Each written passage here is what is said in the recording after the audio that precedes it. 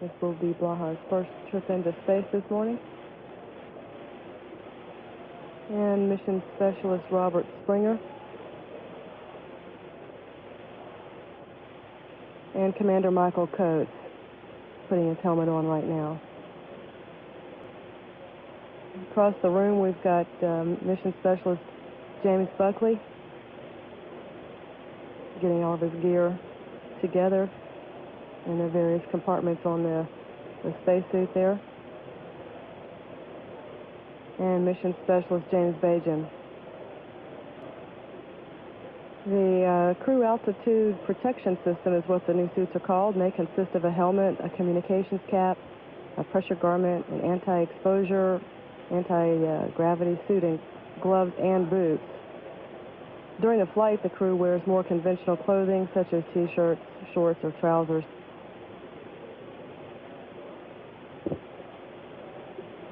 They are scheduled to be departing for the launch pad in about 15 minutes, as soon as they complete getting their gear on, and are expected to arrive at the orbiter's white room about 5:15 this morning and begin entering into Discovery's cockpit, getting strapped in, and making voice checks with test conductors and flight controllers. There's pilot John Blaha getting zipped up into his flight suit. Things continuing to go smoothly here in the Launch Control Center and at Pad B. External tank now loaded and is in a stable replenish mode, and will be just until a couple of minutes prior to launch when the tank is pressurized for flight. At T-minus 3 hours and holding, this is Shuttle Launch Control. This is Shuttle Launch Control at T-minus 3 hours and holding. We're now about a minute and a half away from picking up with the launch countdown this morning. Right on time at 4:47 a.m. Launch Director Bob Seek advised the NASA Test Director that we do have a go for the crew departure from the Operations and Checkout building. He did mention that the surface winds here at Kennedy Space Center would be better at the beginning of the window versus at the end of the window. What we're looking at now is the crosswind situation at the runway if there were a return to launch site abort situation. The limit is 12 knots, and right now we're looking at between 8 and 11 knots right now. ICE team is still at the launch pad now, making their final assessments. They'll be coming back to the Launch Control Center and reporting their the facts and observations to management here in the firing room.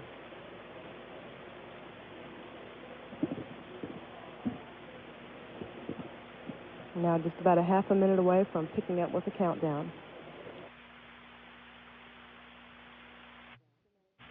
3, 2, 1. T-minus 3 hours and counting. The next built-in hold will occur at T-minus 20 minutes, and that will be a 10-minute built-in hold. And there will be one final hold for today at T-minus 9 minutes, and that hold will be for 10 minutes. Yes, copies. Helium tank pressurization at work. Copy.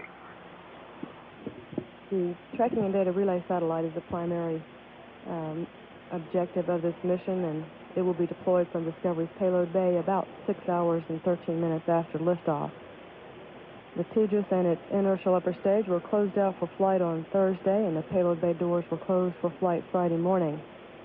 The Tejas and IUS were transferred from the vertical processing facility to Pad 39B on January 17th. Flight item 280. Tejas arrived at Casey on November 30th, and its IUS arrived December 27th. 2 days later, the satellite and upper stage were joined together, and all integrated tests were performed the first week of January.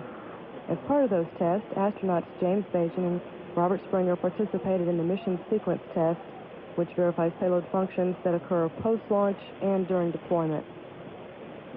The tracking and data relay satellite, called Tejas-D, is the fourth Tejas communications spacecraft to be launched aboard the shuttle, and this completes the constellation of on-orbit satellites for NASA's Advanced Space Communications System.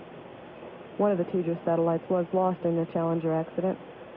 Once on station in the geosynchronous stationary orbit, this satellite will replace the partially degraded Tejas-1 over the Atlantic Ocean. Tejas-1 will be moved and will operate as an on-orbit spare. CM2C will pick up on 339.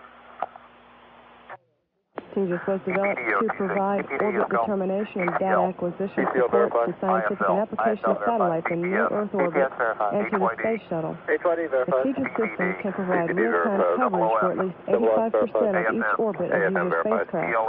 The thermal ground station network could provide coverage for about 15% of each orbit. CMPL verified. CGSS. The Tejas system will replace many of the ground stations in NASA's Space Flight Tracking and Data Network and extend its capabilities.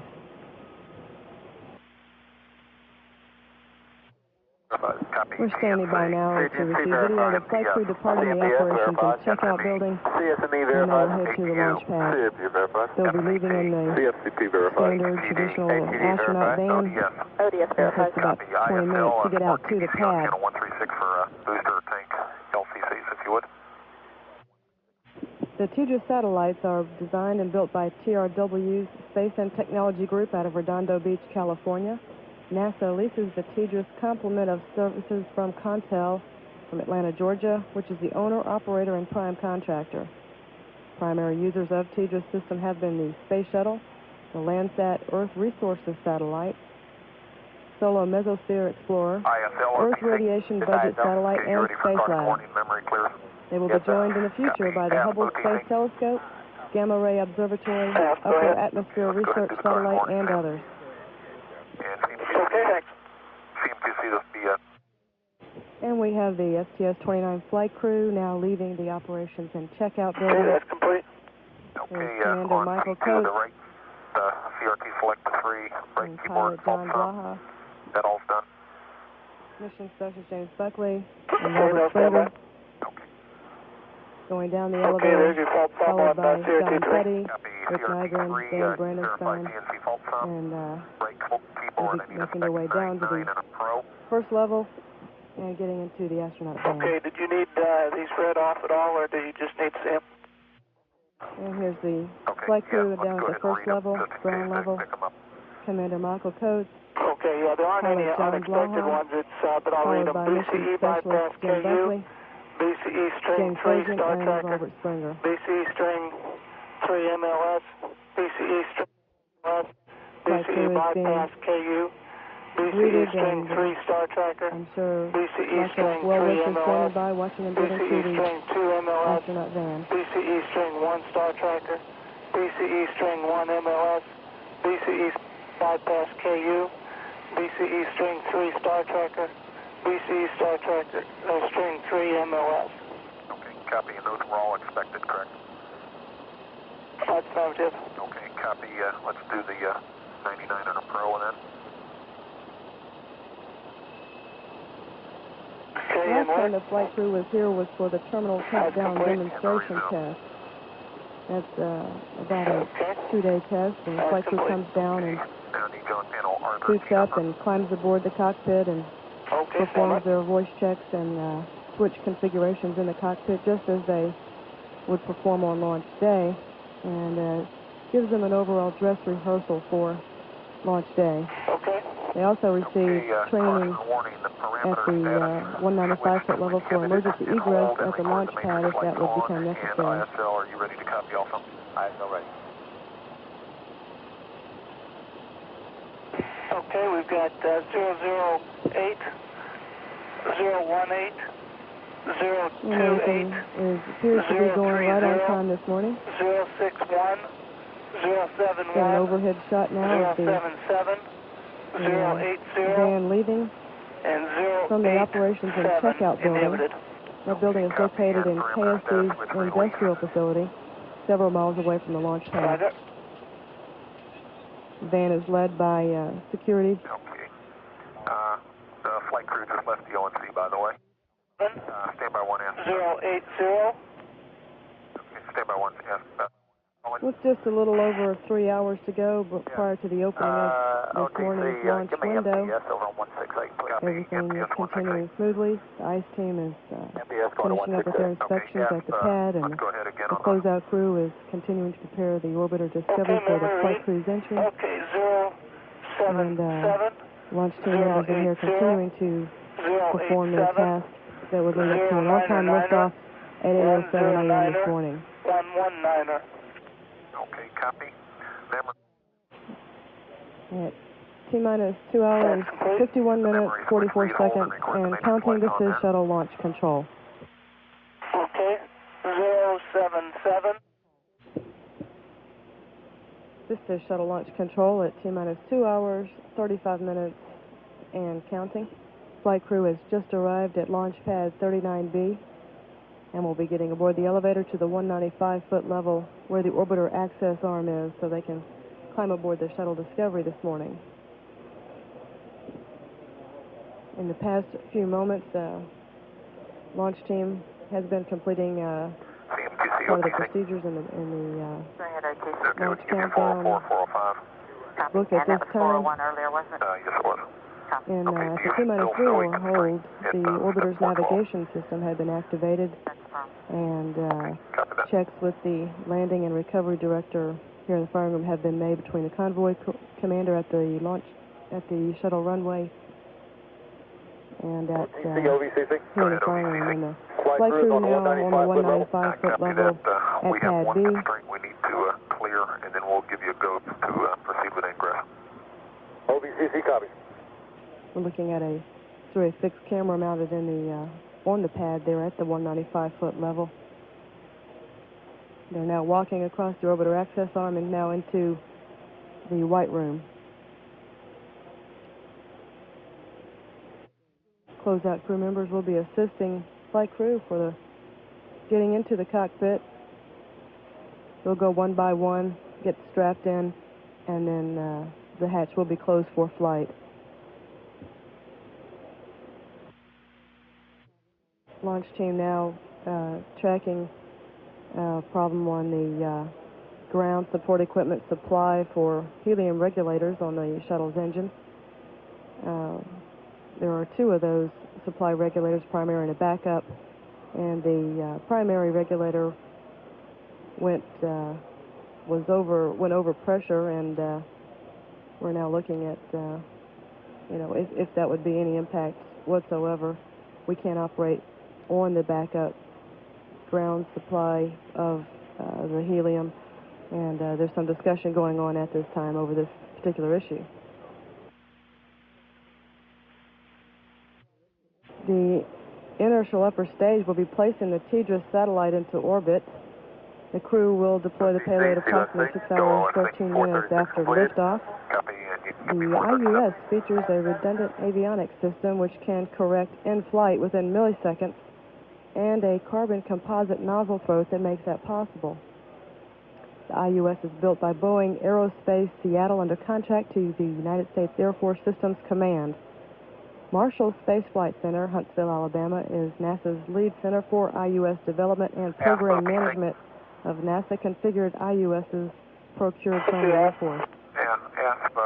We've got one.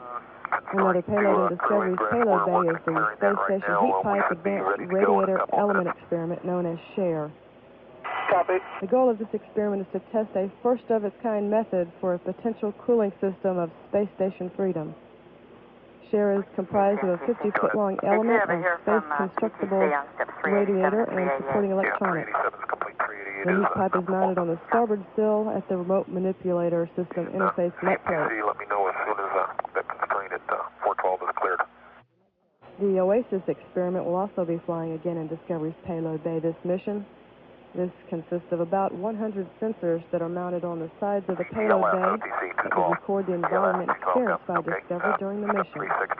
OASIS will be turned on at T-minus 9 minutes and will record temperature, vibration, pressure, sound acceleration, stress, and strain. At T-minus 2 hours, 30 minutes, 43 seconds, and counting, this is shuttle launch control. Go ahead, COFC. And we're ready for you to proceed with 437. Okay.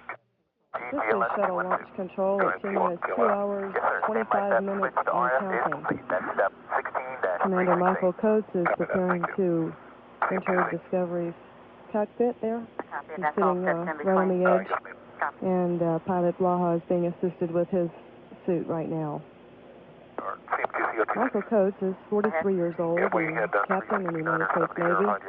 He was born in Sacramento, California, but considers Riverside his hometown. He is a member of the astronaut class of 1978. Coates was pilot of the 14th Space Shuttle mission, which was 41D, launched August 30th, 1984, marking Orbiter Discovery's maiden flight.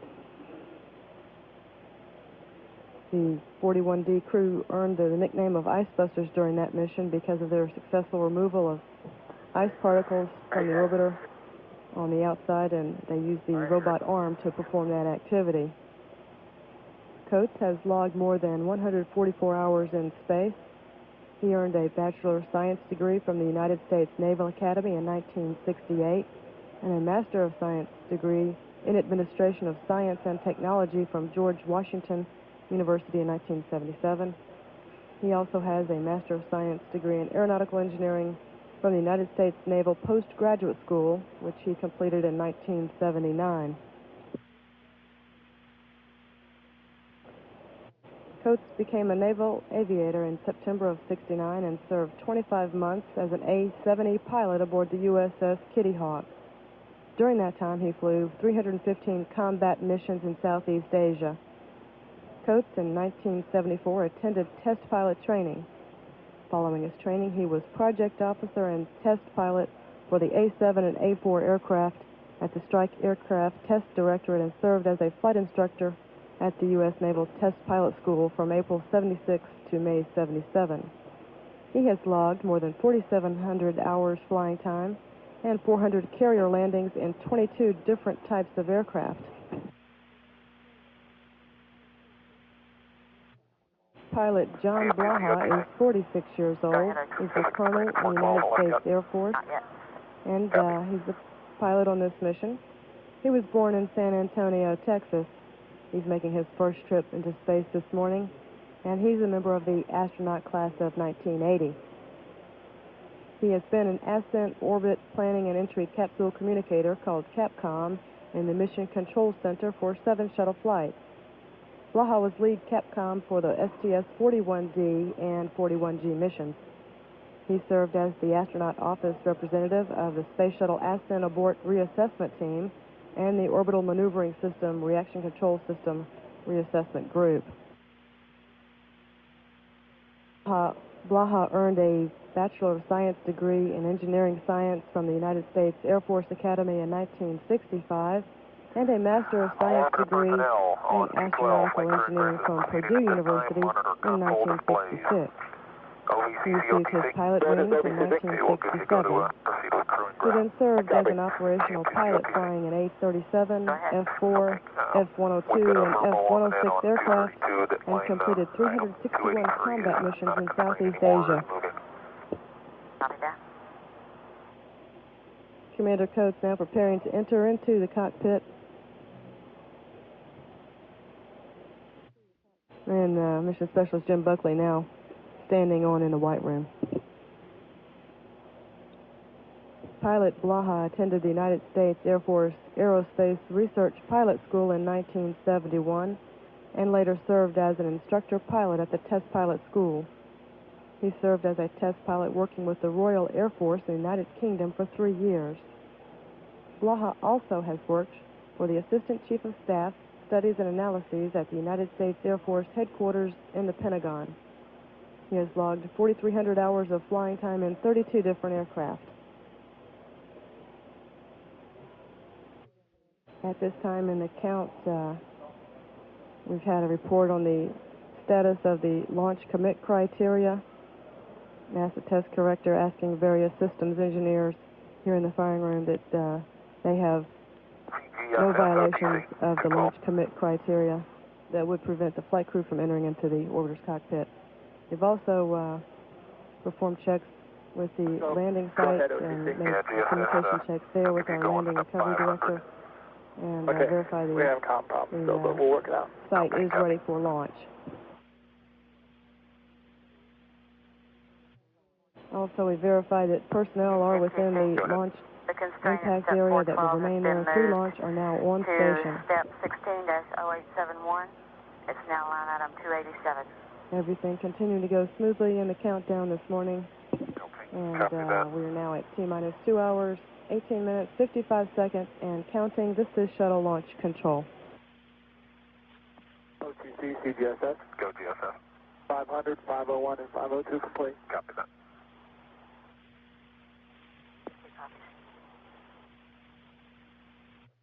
OTC, TP. Go ahead. Yes, sir. Did we get the constraint listed yet? Yes, we did. Okay. Yeah, TPE might take place a hard look at where they put it, the constrained fuel cell pulse purge after to pick up the clock, not picking up the clock. We put it against T-minus 20 and counting. Oh, yeah, okay. They've got the wrong step number, then it should go against step 869. And OTC, be advised, with CDRs in the seat and his strap-in procedures begin. Copy that. OTC, CMQC. Go ahead. Okay, OPE is going to change that constraint line item 287 to step 869. Okay, copy. That's a much better place to do it. CGSS and COFS, OTC, 212. CGSS, go. And COFS. Or COOS. OOS. Okay. C7 in front room 1 is back up and supporting. I'd like to have you guys in front room 2 terminate your consoles and come on back to front room 1. CGSS, copies. OOS, copies. CNSC, OTC. OTC is CNSC. Okay, we had no change in tech and upwell settings from the weather briefing. I guess we'll put an NA at step 450 and take a nap perform on 451. Copy that. CMQC, did you copy? Copy. Okay, and for 449 it will be 118 X-ray.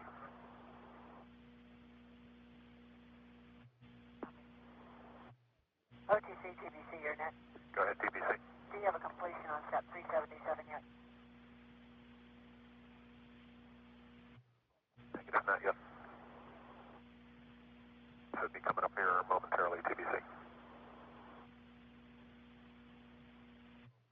OTC, TPE. Go ahead, TBE. Yeah, Tom check. Got good cut. CGLS, OTC. GLS 212, go. Yeah, how's your control logic inhibits coming? Yes, sir, that is complete. That's steps 372 through 377. Copy that, thank you. CMQC, did you copy all those? 372 through 377, copy. Yes, ma'am. GLS, OTC, 212. GLS 212, go ahead. I'll give you a go on step 496 per the clock. Copy, step 496 per the clock. And OTC asked, CDR is in, and PLT is on his way in at this time. Copy that, thank you, Asp. Asp, OTC. Go ahead. Okay, so CDR is strapped in and everything, right? CDR is strapped in, and I'll be making his checks and his comm checks here momentarily. Okay, copy that. OTC, CMQC. Go. Remind you, you have a constraint at step 496. Okay, copy that.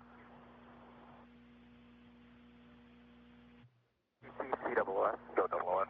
Okay, we're in firing room 1 now and ready. We'll load the programs whenever. I'll bring up the programs whenever they're loaded. This is shuttle launch control at T-minus 2 hours, Okay, 10 minutes, copy and that. counting. I'll re-verify that they are loaded. Mission Specialist James Bajan now being prepared for his entry into the orbiter's cockpit.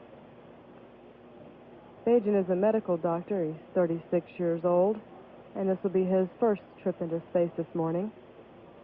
He was born in Philadelphia, and he's a member of the astronaut class of 1980. The agent participated in the planning and provision of emergency medical and rescue support for the first 6 shuttle flights and has participated in the verification of Space Shuttle flight software. In 1986, Bajan became an investigator for the 51L Accident Board and has been responsible for the development of the pressure suit and other crew survival equipment astronauts now use on the shuttles. He earned a Bachelor of Science degree in Mechanical Engineering from Drexel University in 1973 and a doctorate in medicine from Thomas Jefferson University in 1977. Bajan worked as a process engineer for a 3M company in 1973 and later as a mechanical engineer at the United States Naval Test Center at Pawtucket River, Maryland. He worked as a flight surgeon and research medical officer at the Johnson Space Center in 1978 while completing his studies at the United States Air Force Flight Surgeon School and the Air Force School of Aerospace Medicine in San Antonio. He's an active participant in the mountain rescue community and has a private pilot's license, logging more than 1,000 hours flying time in propeller and jet aircraft, helicopters, and gliders. Mission management team has been having some discussions over the joint heater on the right-hand solid rocket booster. at this time. And one of the 2 heaters was shorted out last night, and it appears at this time that that will be no hazard at all to the flight, and that we probably will be making clearing that heater for flight. We are operating on the backup heater, and it is operating satisfactorily at this point. We will give word when the resolution has been given, though.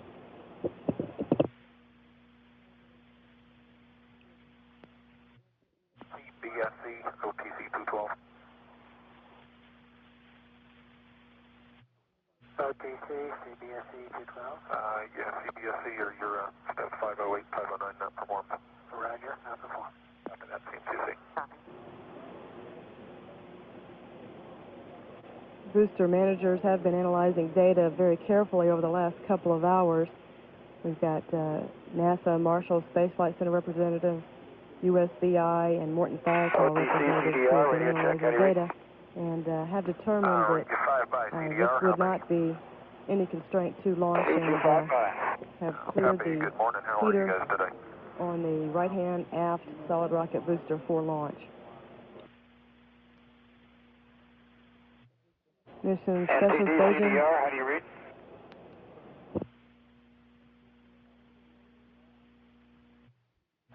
CDR, NTD, read you 5-by. Okay, read you loud and clear. Discovery Houston for Mike. How do you read Houston this morning? And Houston Discovery, read you loud and clear. John, how do you read me? I've got you the same. Roger that. CMPS, PPE 168. PPE, you're on 212. Commander Coates has just completed making some voice checks with test conductors here in the flying room and also flight controllers in Houston. Everything going smoothly in the count so far. We're now at T-minus 2 hours, 4 minutes, about 40 seconds, and counting. This is Shuttle Launch Control. OTC, MPS. Go MPS. We're going to cycle this reg vent per our IPR 293. There may be some audible venting at the pad. Copy that. OVCC, OTC. What is OVCC? Yeah, MPS is going to cycle a reg panel, TOC reg panel. You may hear some venting. OVCC copies. Okay. OTC, CGSS. CGSS. Yeah, the PFP panel's not working back at C7. CGNC, OTC 212. CGNC.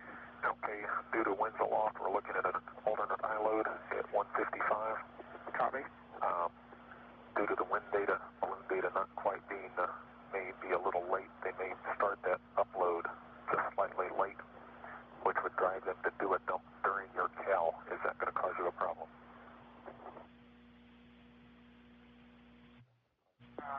by. Copy. OTC, CMQC. Go ahead. Line item 285, that was at step 16496. Okay. That's been moved to 160869. Now line item 288. Copy that. So OTC, QC, we have no constraints until T-minus 20, is that correct? STE, I still show a constraint at step 599. That's the firm, OTC. And what is that? Line item 271. That's verification of the forward tier log. And that will be done as they close the hatch. Okay, and other than that, everything else is T-minus 20. Well, that's what I show. CMQC, is that what you show? Yes, my next constraint is at step 869. Okay, copy. On that forward tier log one at step 599, they're going to call that on the net on channel probably 132 in op support 20, and I want to clear that real time. I don't want to wait for the paper to clear on that if need be. Copy that. We'll have someone waiting. Copy. And GLS 212. Go GLS. Yes, sir. FEP dual interrupt notification will be activated momentarily, and we need a CMQC on channel 183, please. Copy. CMQC 183. Copy. Okay, and OTC, this is STE. The question on the IMUs, there's two dumps that'll be done. One is a PCM, a GPC dump, and the other one's an LDB dump. So GNC, you need to evaluate both of those. GNC copies. CMQC, GLS step was 497. Copy. CMQC in volume 5, pull out a copy of sequence 117, option A. Which volume? 5? Volume 5, sequence 117, option A. Copy. OTC, GNC. Go GNC. So we're not doing the contingency cal this time, so as long as it happens before a pre-flight align at 1 hour and not 1 minute, we're okay. That's what the question was if they start to uplink late, they will still be doing the dump during your pre-flight cal, or the pre-flight align. Is the dump in parallel with the align going to cause you a problem?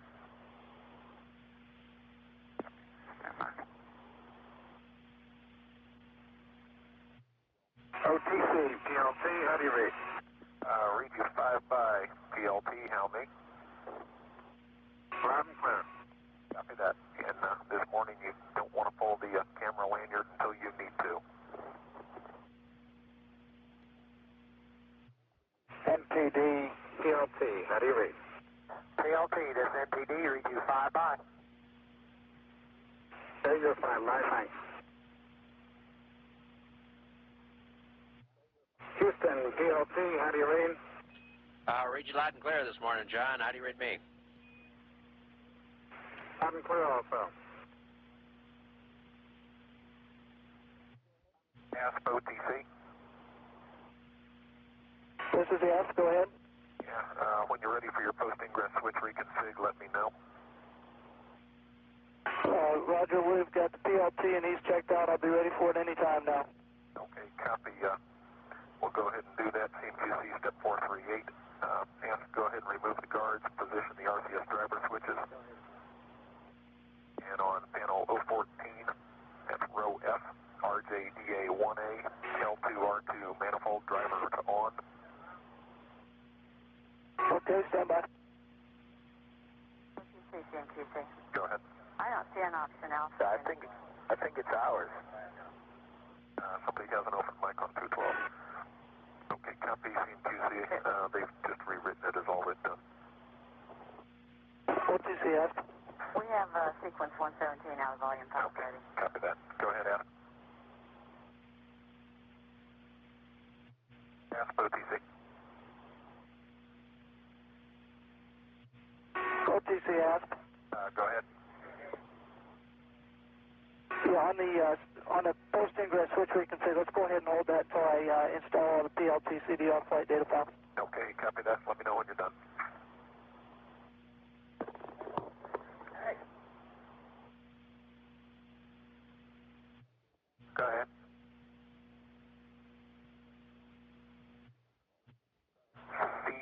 COOF and CGSS OTC 212.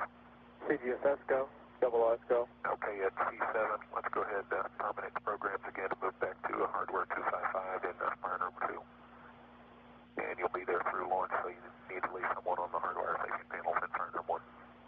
CGSS, copy. And let me know when your programs are terminated.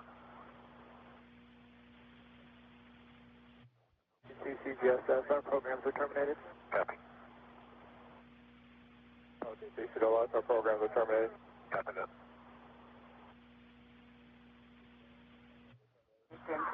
Go ahead. What channel are you going to work this sequence 117 on? That will be here on the command channel and on 232. Copy. If we work at this point in time, we'll try to do that over on 232, depending on how busy they are. Should I assign this to a separate QC other than myself? I think you'll be able to cover it, either you or whoever has 232, whichever phone we cover it on. Okay, CQC NTD is indicated. That'll be done on 232 this time. Okay, thank you. OTC, ask. Go ahead, ask. Yeah, we're ready for the switch reef config and also the power down of the bone healing. Now, on the bone healing, do we need to call that out, or if I tell you we're going to power off the bone healing experiment and then the distribution box, break the connection, reconnect, and turn back on MO52J, is that sufficient? Yes, sir. I need the time off and time on. Okay, I'll tell you when that happens. Okay, honey, you ready for the RJD driver switches? Testing. Yeah, stand by.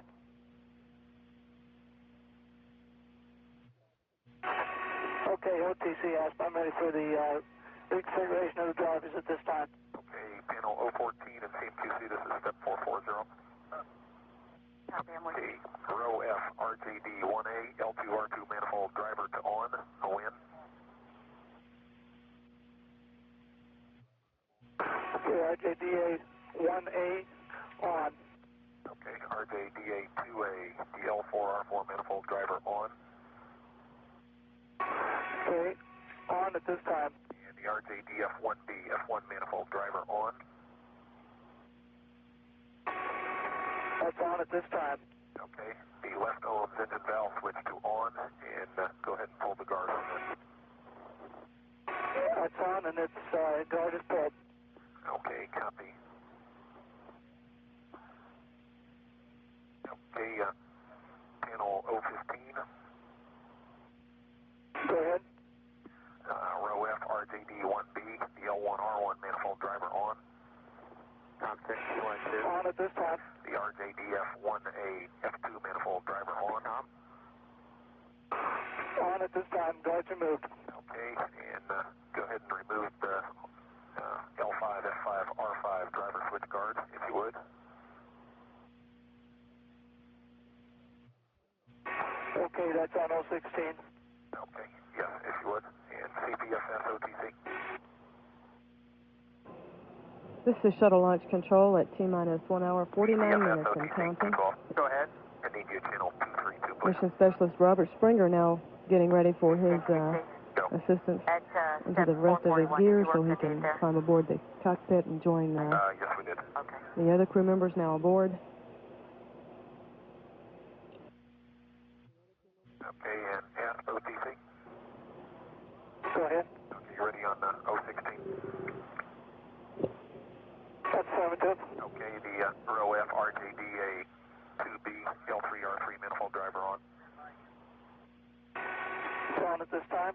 And the RJDA At this 2A, F3 point in the manifold driver on. countdown, the sound suppression water tank on the pad has been topped off. This tank holds approximately 300,000 gallons of water, but is emptied in about 20 seconds as the water flows through the system and onto the mobile launcher deck. And it sprays through the engine exhaust at a rate of about 1 million gallons a minute. This water prevents damage to the orbiter, which could be caused by the magnitude of the sound energy coming off the main engines and side rocket boosters at liftoff. The ground launch sequencer computer program has been started in the integration console here in Flying Room 1. engineers will now be setting up the specific tables in the launch processing system that the ground launch sequencer will use as its guidelines to either let the countdown continue or call an automatic hold when it assumes control of the countdown at the T-minus 9-minute mark. The status of the solid rocket booster retrieval array, as reported to the landing and recovery director, is favorable. The ships, the Liberty Star and the Freedom Star, left Port Canaveral yesterday, and about 24 hours prior to the launch time. It takes about 12 hours to reach the recovery station, which is about 150 miles east of the launch site. Once on station, they patrol the predicted impact area and chase out any ships that might be in danger of being struck by a booster at the time of jettison. They are stationed about 7.5 miles away from the predicted booster impact point. Panel A7 upper, we don't have any guards or keys on the camera, so we don't need those. There is no towel change for tack and changes.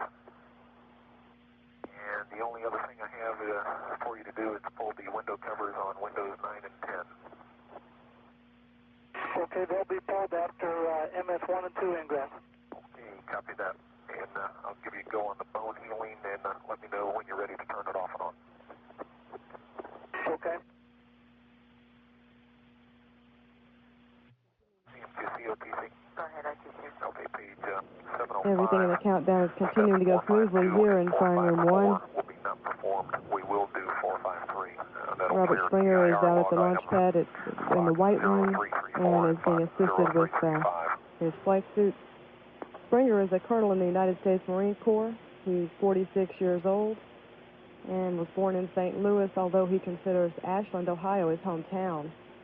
He's a member of the astronaut class of 1980 and will be making his first space flight today. He has worked in the Mission Control Center as a Capcom for 7 flights and was responsible for astronaut office coordination of design requirement reviews and design certification reviews, which is part of the total recertification and re-verification of the National Space Transportation System prior to STS-29 return to flight. Springer earned a Bachelor of Science degree in Naval Science from the Naval Academy in 1964 and a Master of Science in Operations Research and Systems Analysis from the United States Naval Postgraduate School in 1971. After receiving a Marine Corps commission, Springer received his aviator wings in 1966 and was assigned to the VMFA 513 at the Marine Corps Air Station in Cherry Point, North Carolina, where he flew F-4 aircraft. He then served in Southeast Asia, where he flew F-4s and completed 300 combat missions. In June '68, Springer served as an advisor to the Republic of Korea Marine Corps in Vietnam and flew 250 combat missions in O-1 Bird Dogs and UH-1 Huey helicopters. Springer attended Navy Fighter Weapons School, Top Gun, and in 1975 graduated from the Navy Test Pilot School in Maryland. He has served as a test pilot for more than 20 different fixed and rotary wing aircraft and performed the first flight in the AHIT helicopter. Springer has logged more than 3,500 hours flying time, including 3,000 hours in jet aircraft.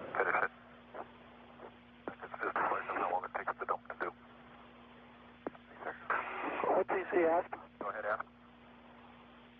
Yeah, bone healing has been powered down at this time. Copy that. CMQC OTC on step 396 for the D there. We'll record a GMT of 11 hours, 3 minutes, and 45 seconds. There will be an alternate I-load performed this morning due to the upper-level wind situation. For this particular launch, the team here has more flexibility with the upper-level wind situation. There are 5 different I-loads that could be selected from depending on the wind situation. And that information comes from weather balloons that are released periodically. And the information from the weather balloons is fed into computers and compared with the the vehicle ascent profiles. No report completion on it. Copy.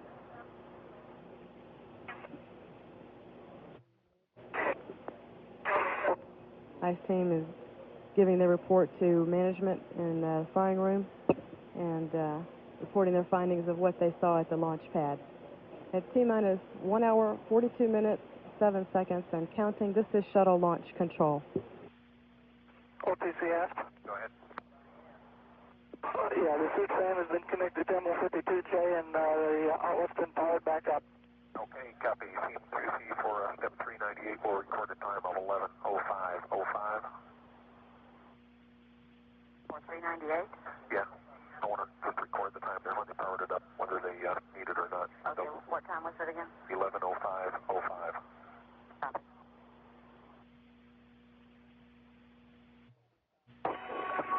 And OTC asked, MS1 is ingressing at this time. Copy that. ISL OTC 212. ISL? Yeah, do you have a BIS supporting on 136 for SRB chamber pressure check? Yes, sir, we do. Okay, copy. CM2C 546. Copy. DCL OTC 212. ZCL? Yeah, while we're in a couple quiet minutes here, you want to pick up your freon coolant loop 1 and 2 flow verifications? Sure. Okay, CMQC will pick up at step 564. And CDR OTC. CDR, go ahead. Okay, we're going to call you some steps on L1, A2 for the flow verifications. CDR, ECL? Go ahead, ECL. Channel L1A2, flow prop valve to loop 1 switch to payload heat exchanger until flow prop loop 1 talkback payload. Okay, going to payload heat exchanger now. And the talkback is payload now.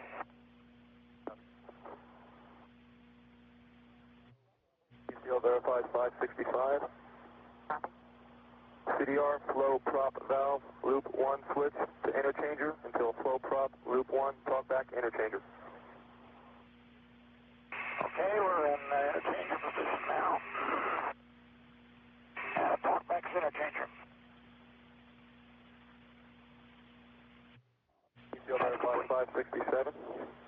Copy. CDR flow prop valve loop 2 switch to payload heat exchanger until flow prop loop 2 talkback payload. Roger, it can work. And talkback is payload. ECL verifies 569. CDR flow prop valve loop 2 switch to interchanger until flow prop loop 2 talkback interchanger. Edward. And talkback is interchanger. ECL verifies 571, 572 not performed. Copy. Copy.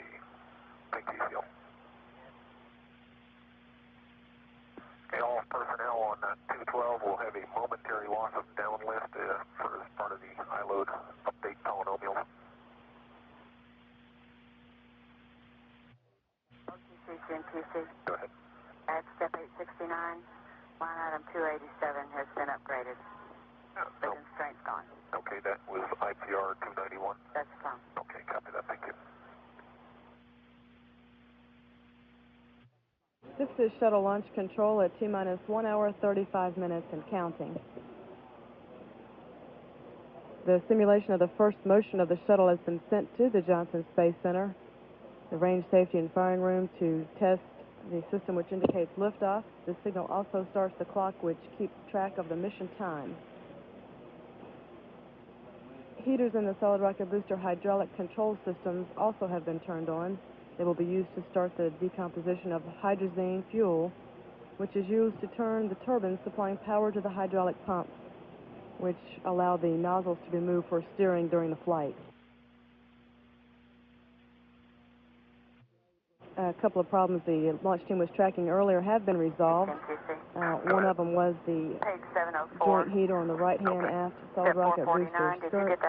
And after careful analysis by Morton Thiokol, USBI, and NASA Marshall Space Flight Center engineers and managers, it was determined we would be safe for flight, and the backup heater is operating normally and satisfactorily. Another issue that was being tracked was one of the ground supply helium tanks for supplying helium to the main propulsion system helium bottles. One of the two ground supply tanks had overpressurized, and we are now operating on the backup system, and it is operating satisfactorily at this time. Both of those issues have been cleared, and we're currently on schedule here in the countdown. Flight crew is making communication checks between test conductors here in the Launch Control Center and reach 5 by how many? With flight directors and mission control. Sir. Sounds good. Coming. Hey, Houston, this is MS3. How do you read me? I read you loud and clear, Jim. How do you read Houston this morning? Morning, John. Read you loud and clear. And I've got you the same.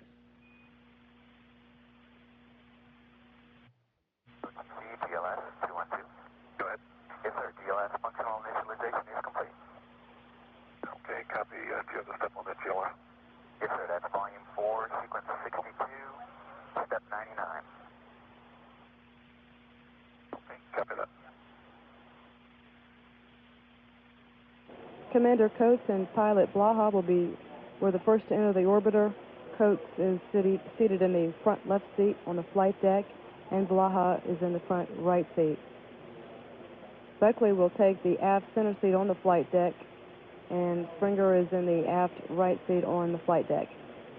Jim Bajan is in the mid-deck seat on ascent, but will swap seats with Springer for re-entry.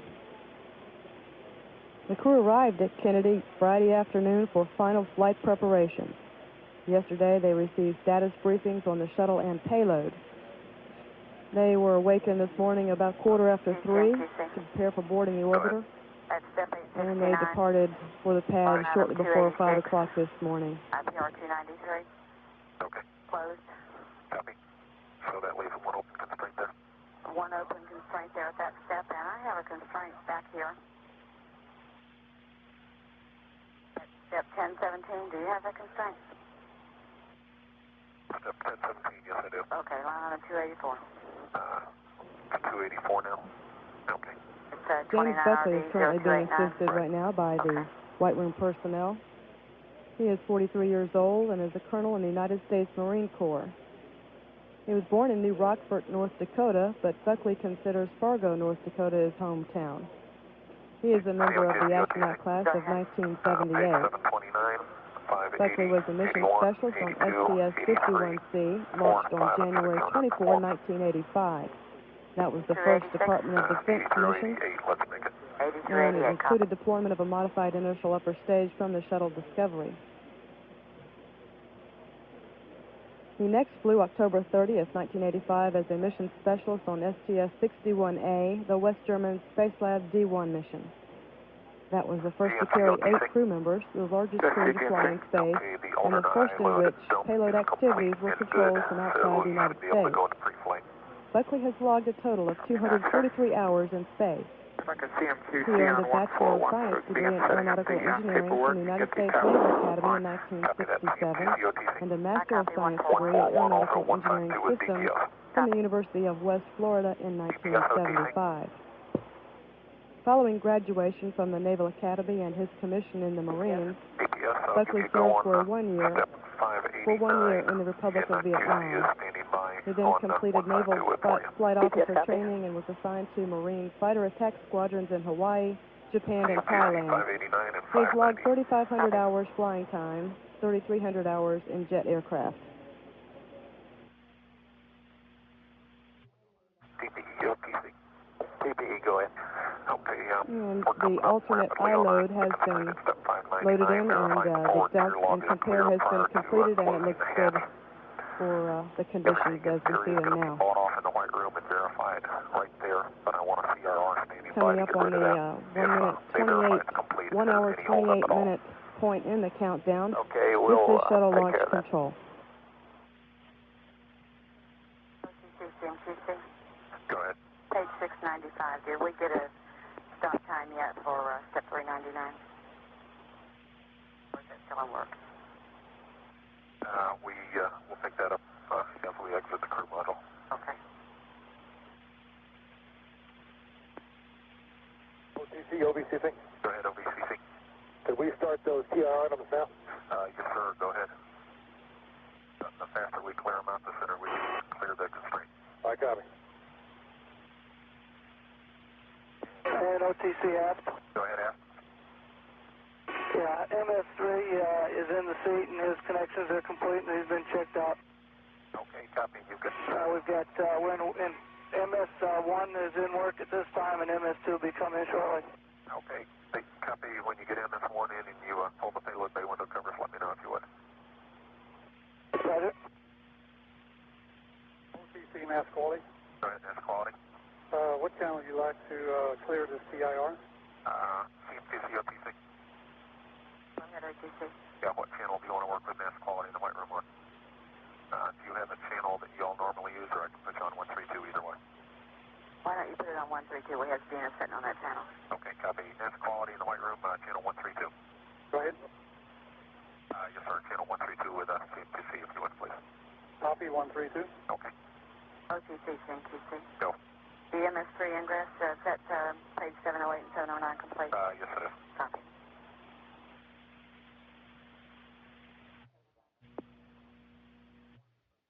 NTD MS1, com check on every ground one. Yeah, MS1, this OTC, I reach 5 by how me? Okay, and I've got you the same OTC. Okay, copy. NTD MS1 with the com check, how do you read? This NTD, I read you 5 by. Okay, NTD MS1's got you loud and clear. Houston, MS1 with an ear-to-ground com check, how do you read? I got you loud and clear, Bob. How do you read Houston this morning? Good morning, John. I've got you loud and clear.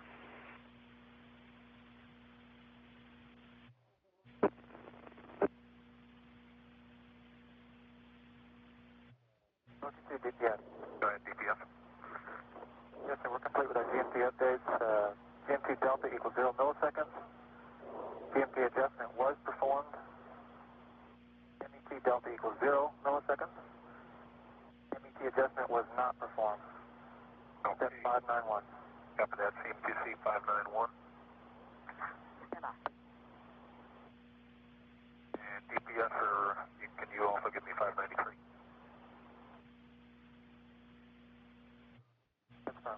Copy, GNC OTC. GNC, I can give you 594. Copy, sir. OTC, CMTC. Go ahead. Okay, I'm at 591 now. The fill-in for both of those was 0. 0 was, and 0 was not. Copy. OTC, CMTC. Go ahead. Line item 271 at step 599 has been moved to step 869. It's now line item 289. Copy that.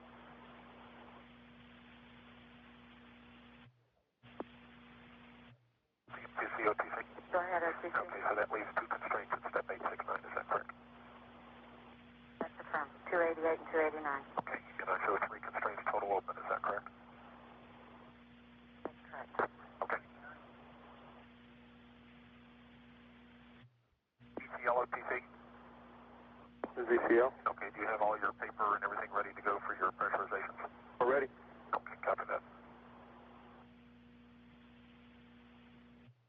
OTC ECL. Go ECL. Going to CMTC on 143.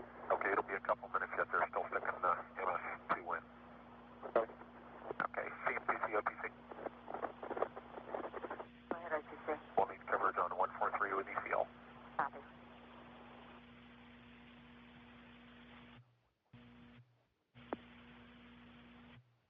OTC, CGNC. Go GNC. 594 complete. Your concurrence for 595 by the clock, please. You have to go. Copy.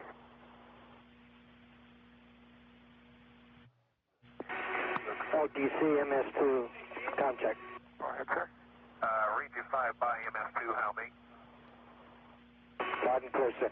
Copy that. Yeah, GNC, do you have the RTO number on 595? I'll get it for you, sir. Copy.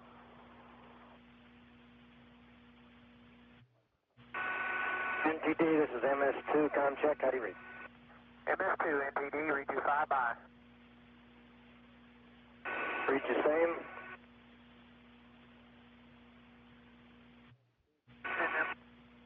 MCC, this is MS2, com check, how do you read? Good morning, Jim. Houston reads you loud and clear. How do you read Houston? Read the same, Houston. Ask OTC. Go ahead. Yeah, okay, let me know when y'all are finished your strap-ins and you're ready for your after-com check. Okay, yeah, they're ready for that at this time. They're all strapped in, and I'm just getting ready to pull across the aft panels. Okay, copy that. And get the Chromex on your way out. Then if that's it, I'll give you go ahead and egress and start buttoning up. Roger. CDR, OTC, air to ground 1. OTC, CDR, read you loud and clear, air to ground 1. Okay, I need to have you verify everybody is ready to proceed with the aftercom checks. We're ready. Okay, and during the aftercom checks, adjust your appropriate volume controls for air to ground 2, ICOM A, ICOM B, and air to air for comfort. And we'll pick up on air to ground 2.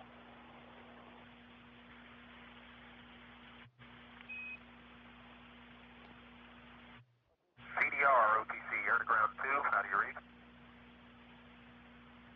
OTC, CDR, read you loud and clear on air to ground 2. Copy, PLT, OTC, air to ground 2, how do you read? Loud and clear. And MS1, OTC, air to ground 2, how do you read? OTC, MS1, loud and clear. MS2, OTC, air to ground 2, how do you read? MS2, loud and clear. And MS3, OTC, air to ground 2, how do you read? MS3, air to ground 2, read you loud and clear. Okay, copy. Next we'll go to ICOM A.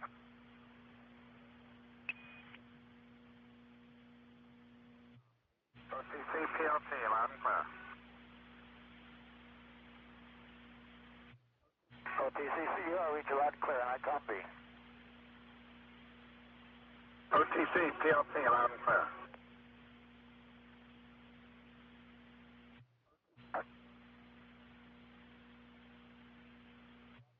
OTC, CDR is OTC on air-to-air, how do you read? CDR, read you loud and clear on air-to-air. PLT, OTC, air-to-air, how do you read? OTC, PLT, loud and clear. MS1, OTC, air-to-air, how do you read? OTC, MS1, loud and clear. MS1, OTC, air-to-air, how do you read? OTC, MS1, loud and clear on air-to-air. MS2, OTC, how do you read? MS2, as you loud and clear. MS3, OTC, how do you read? And MS3, read you loud and clear. Copy that. Go back to air to ground 1. And CDR, OTC, air to ground 1.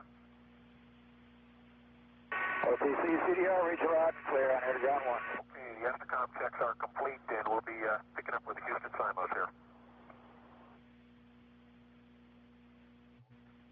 Discovery Houston, let's configure CDR and pilot for air to ground 1. And Houston, CDR, we're configured on air to ground 1 only. How do you read, John? Got you loud and clear, Mike. How me? Got you loud and clear, John. And Houston, PLT, loud and clear on air to ground 1. Read PLT the same. Let's pilot and PLT, let's configure for air to ground 2.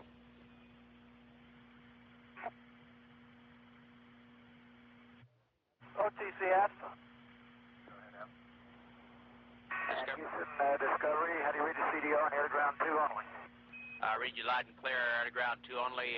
How Houston? Read you loud and clear, John. And OTC Comex is powered down. Mark. And Houston, PLC, read you loud and clear on air to ground 2. Roger, and I've got you the same, John. Let's configure for air to air. And Houston, Discovery, how do you read on air to air only? Read you loud and clear, Mike. How me? Got you loud and clear, John. And Houston, PLT, how do you read on air to air? Read you loud and clear, air to air. How me? Clear. And let's go back and configure Simul. 1139/10, and that's step 399. And Houston, Discovery, configured Simul, how do you read? Got you loud and clear, Mike. How me? Loud and clear, John. And Houston, PLT, Simul, how do you read? Got you loud and clear, John. How me? Loud and clear. And MS1, how do you read Houston? Simul. Go ahead, Al. Okay, John, MS1 got you loud and clear, Simul. And I read you the same. MS2, how do you read Houston? Simul. Loud and clear, Houston. And I've got you the same, Jim. And MS3, how do you read Houston? Simul. Read you loud and clear, John. How about me? And I've got you the same, Jim. And that completes the air-to-ground voice checks. ASP OTC. 212. And OTC, this is the ASP. I'm checking off the net. Copy. Did you get the window covers pulled out, ASP? That's affirmative. Okay, copy that. CM2C, we can buy 400. At 400? Yes, ma'am. And step 453 on page 704.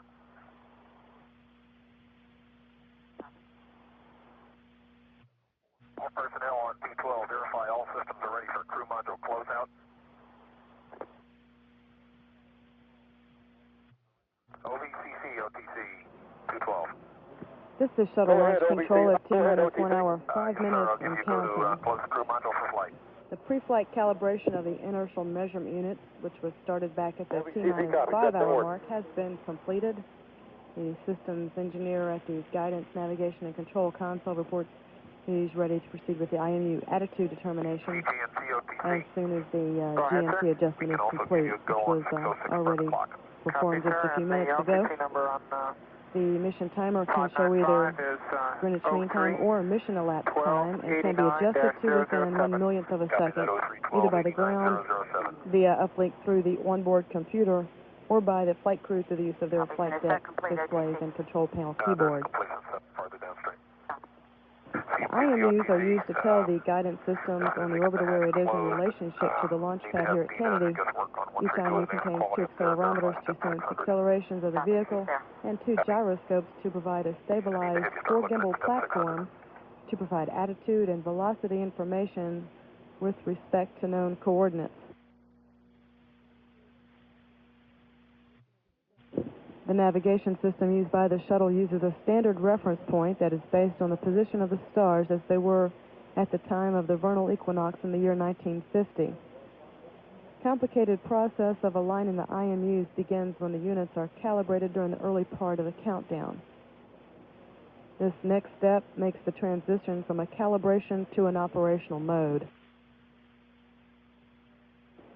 Then at the T-minus 61 second minute mark, the IMUs will transition again into their pre-flight alignment mode, which will continue until the units are set to inertial at T-minus 20 minutes. They will be biased for the Earth's rotation until T-minus 12 seconds when the bias is removed. In orbit, the IMUs must be realigned periodically, and this is done with the 2 star trackers.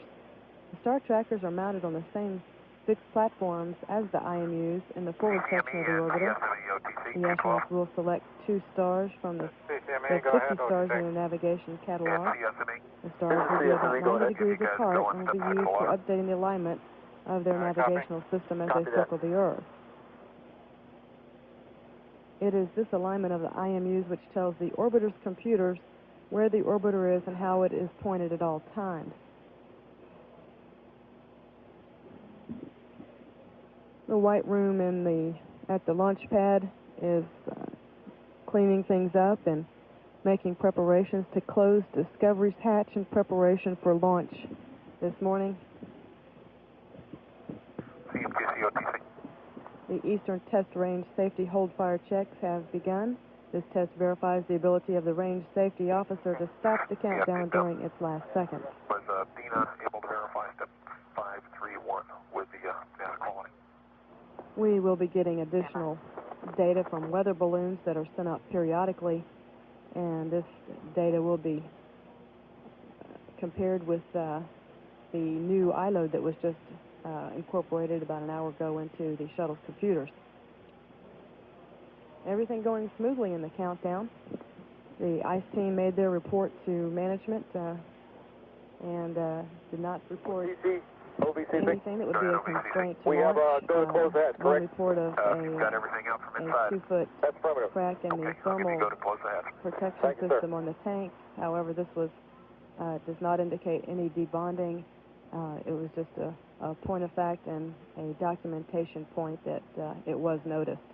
But ICE team reports very good information from temperatures on the boosters, and all facility equipment is working as it should, and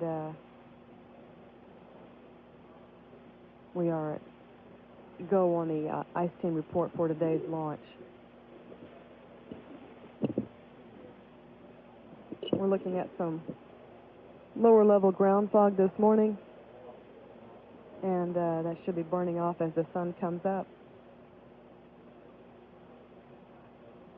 We're looking at almost 30 seconds away from the 1 hour mark in the countdown this morning. Still looking for a launch at 8:07 a.m. at the opening of the launch window. We have a 2.5 hour window this morning, which extends until 10:37 a.m. Eastern Time. Go ahead. Okay, first at 592, I'll give you a go to close at T-minus 1 hour, 15 seconds and counting. This is shuttle launch control. I copy. OVCC copy. Okay.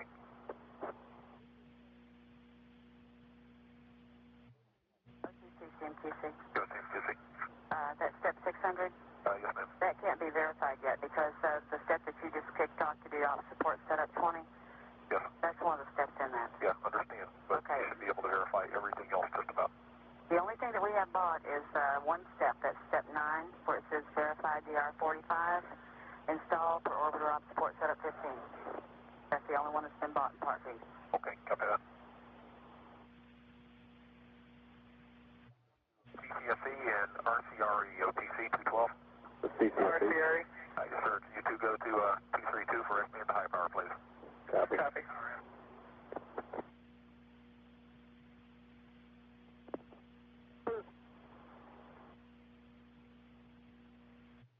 RCRE OTC 212. Go ahead. Yes, sir. Need to have you start the mag tape and strip charts for the range safety terminal count test. We can verify that. Copy. CM2 634. Copy. OTC, CCME. Go ahead, CCME. 611 through 614, complete. Copy. 611 through 614. Copy.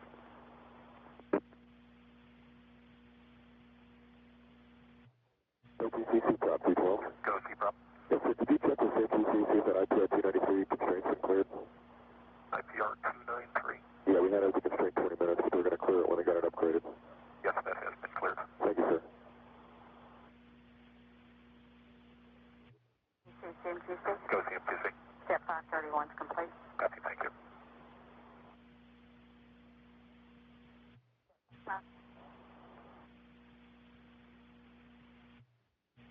CMQC. Go ahead. Line item 289 is closed. Copy, that was at 1017. No, that was at 869. Oh, copy, thank you. We have one constraint left there, line item 288. Okay, copy.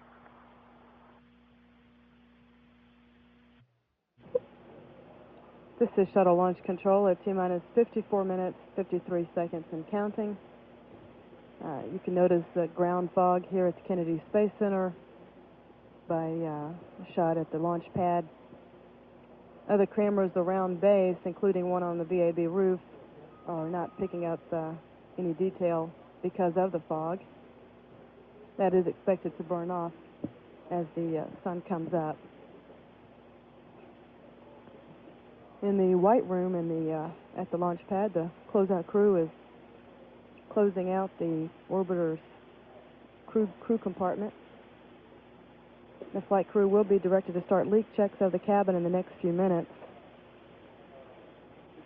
And Commander Mike Coates will close the cabin vents, and the cabin will slowly be pressurized from its normal sea level pressure of 14.7 pounds per square inch up to 16.7 pounds per square inch. As the pressure increases, the environmental control engineer in the firing room will monitor the status of the test. The higher the normal pressure in the crew module will cause alarms in the cabin to go off. This also serves as a test of the orbiter's caution and warning system. Additional cabin leak checks will be performed later in the countdown. The shot at the shuttle landing facility. At the T-minus 1 hour mark, the booster test conductor was asked to verify the chamber pressure in the solid rocket motors. The transducers measure the pressure in the thrust chamber at the nozzle, and this information is used to tell the computer when to separate the boosters in flight. Looking at a shot here of the orbiter's crew compartment, looking at the windows. That's correct, yes. GLS OTC 212. GLS 212, no. Give you going 677 for the clock. Top. Now you can make out the helmet of Michael Coates looking out the window there of the cockpit of Discovery. The flight crew members have just about an hour and 15 minutes left, and that'll be the opening of the window today at 8:07 a.m. GPS OTC. GPS ahead. Yeah, can you work 688 yet, or is that for the clock? We'd like to do it for the clock. Copy that. And also give you going 694 when you're ready for that. Copy. CDR, OTC, air to ground 1. OTC, CDR, go ahead. We'll be Things going getting smoothly in the countdown so pretty far. soon. We'll be ready to pick Flight up the crew cabin is link aboard check shortly. Discovery, and Discovery's hatch has been closed. Roger that. And everything else on the ground looks good. The closeout crew will be leaving the white room once everything has been completed there, which normally comes at the T-minus 20-minute hold point. Count will hold at T-minus 20 minutes for a built-in 10-minute hold. In the last few minutes, the test directors asked Mission Control to switch Discovery's S-band antennas to the high-power mode and to configure the communication system so that at liftoff it will transmit and receive by radio instead of through hard wires during the countdown. CCME OTC. And it's 50 minutes, 30 seconds, and counting. This is Shuttle Launch Control. Step 673, channel 128. CCME going to 128.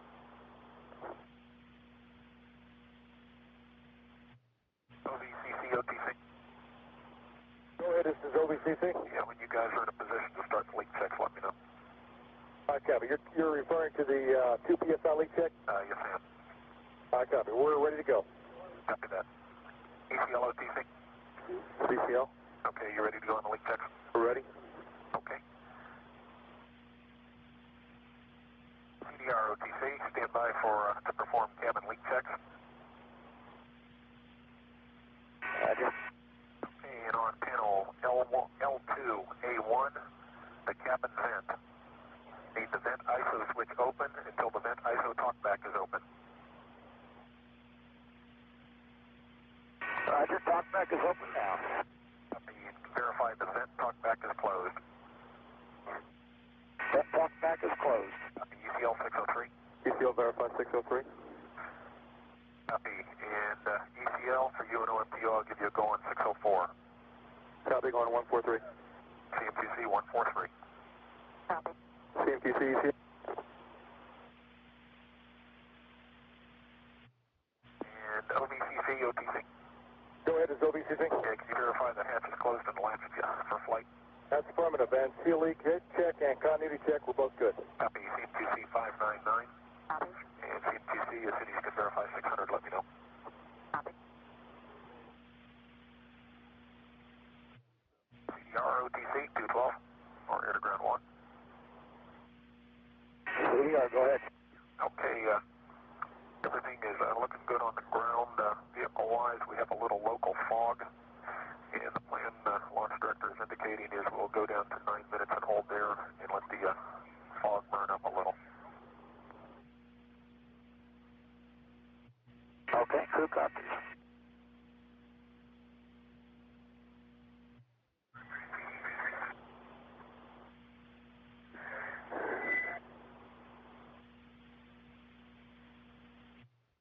CMTC. Go ahead, CMTC. We have a new constraint to add to step 1017. Okay, what is it? Line item 290, taken by sea ice.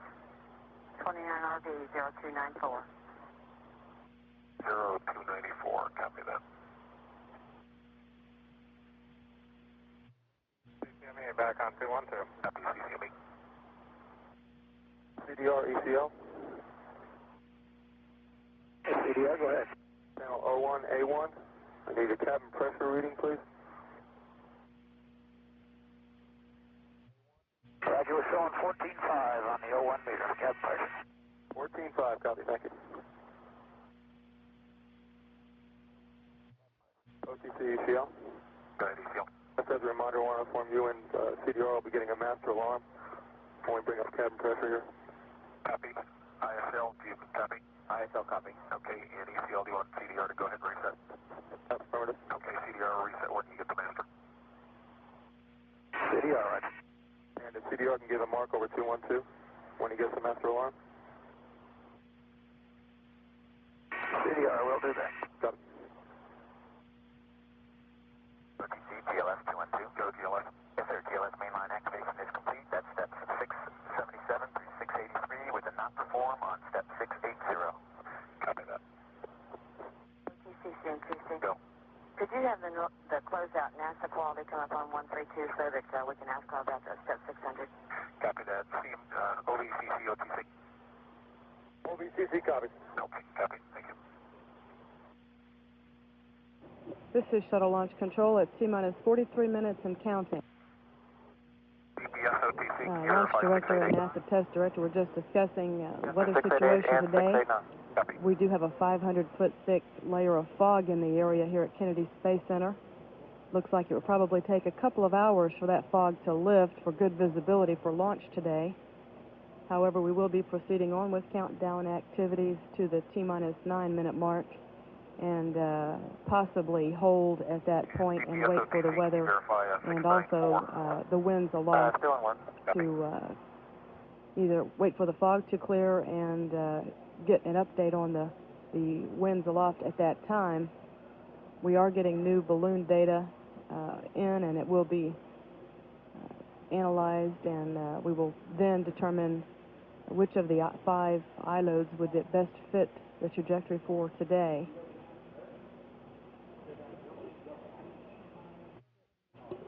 The terminal count range safety closed loop test is underway at this time. This test verifies the path that the destruct signals would travel and that the shuttle's range safety receiver responds correctly to the command sent. This is also a health check of the range safety signal. Console operators in the Range Control Center at Cape Canaveral Air Force Station will also get verification that the orbiter has received the signal. Inhibits have been placed in the system to prevent inadvertent firing during testing. NASA Test Director has asked the Mission Control to switch Discovery's S-band antennas to the high-power mode, and that configures the communication system so that at liftoff it will transmit and receive by radio instead of through the hard wires that is used during the launch countdown. Go ahead. Okay, the status on step 600. They're halfway through with up support 20, and we're standing by on 132. They're going to call us to completion. Ground fog is lifting at Kennedy as visible by the shot here at the launch pad. We will be monitoring the weather. It looks like it probably will take a couple of hours for the fog to lift in the area for good visibility for launch, and also the winds aloft are a little bit out of specification at this time. We are getting new data from a balloon that was released earlier, and we will be comparing and analyzing that data with relationship to the orbiter discovery trajectory. With countdown proceeding on now, the next hold will come at T-minus 20 minutes, be a 10-minute built-in hold. Flight crew now strapped in their seats, and the closeout crew is preparing the white room, and we'll be leaving the pad shortly. At T-minus 39 minutes, 55 seconds, and counting, this is Shuttle Launch Control. ECL, CDR, we're setting master alarm now. ECL, OTC. ECL copies master alarm. That can be reset.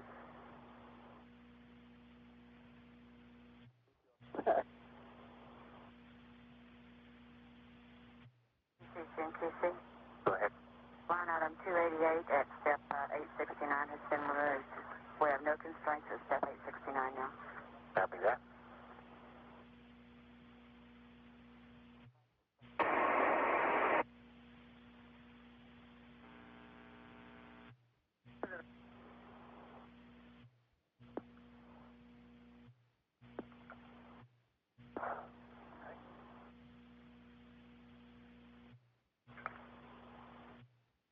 Pad leader OTC 212.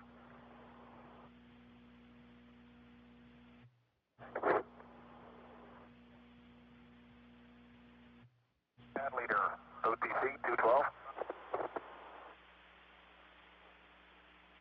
CMQC OTC, I can verify 738.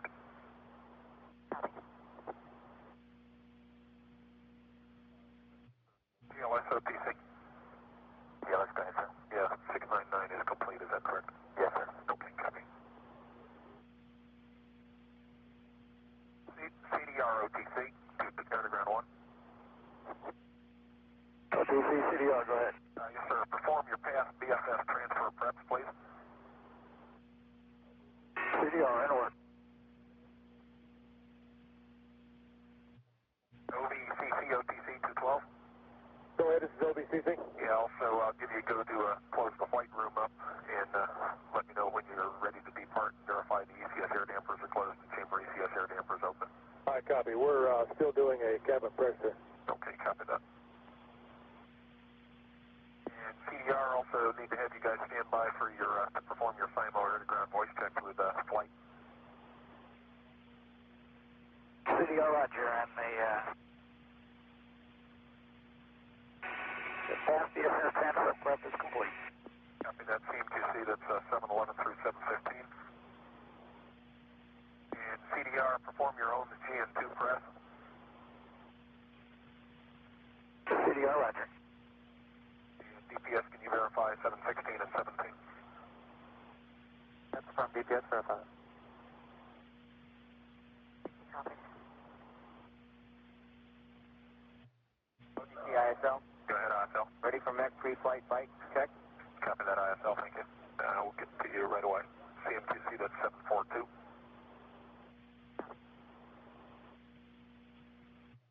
And EPD, OTC, I'll give you a go on 743. EPD, copy. And ISL 741, is that complete or not performed? That's complete. Copy. And CDR, how's your OMS GN2 press look? Roger, GN2 press is on press, looking good. Okay. OOS, can you verify 725? That's affirmative. Copy. COSC and LPS OTC on 212. USC. Yes, sir, I'll give you a go on 727. OTC, CDR. Go ahead, CDR. Yeah, we got a master alarm about DPDT there. ECL OTC. ACL copies that. Was that expected? That's expected. Copy. And you can reset. CDR reset. Roger. Discovery Houston with SIMO voice checks for CDR. How do you read Houston? Houston Discovery, read you loud and clear, John. Got you the same, Mike. PLT, how do you read Houston? Houston Discovery, loud and clear. Got you the same, John. MS1, how do you read Houston? Houston Discovery, MS1, loud and clear. And I read you the same, Bob, MS2, how do you read Houston? Loud and clear, John. Got you the same, Jim, and MS3, how do you read Houston? I read you loud and clear, John. How many? And I've got you the same, Jim. And that completes Houston's SIMO voice checks. ECL OTC. 212. This is ECL. Yeah, how close to 684 are we? We're just a couple minutes away. Okay, copy that. Thank you. OTC, WPD. yeah, MEC pre-flight flight is complete. Verify step 744 is complete. Also steps 746 through 748 are not performed. Copy 746 through 48 not performed. TC copies. GLS OTC, can you verify 745? That's in progress. Copy, standby.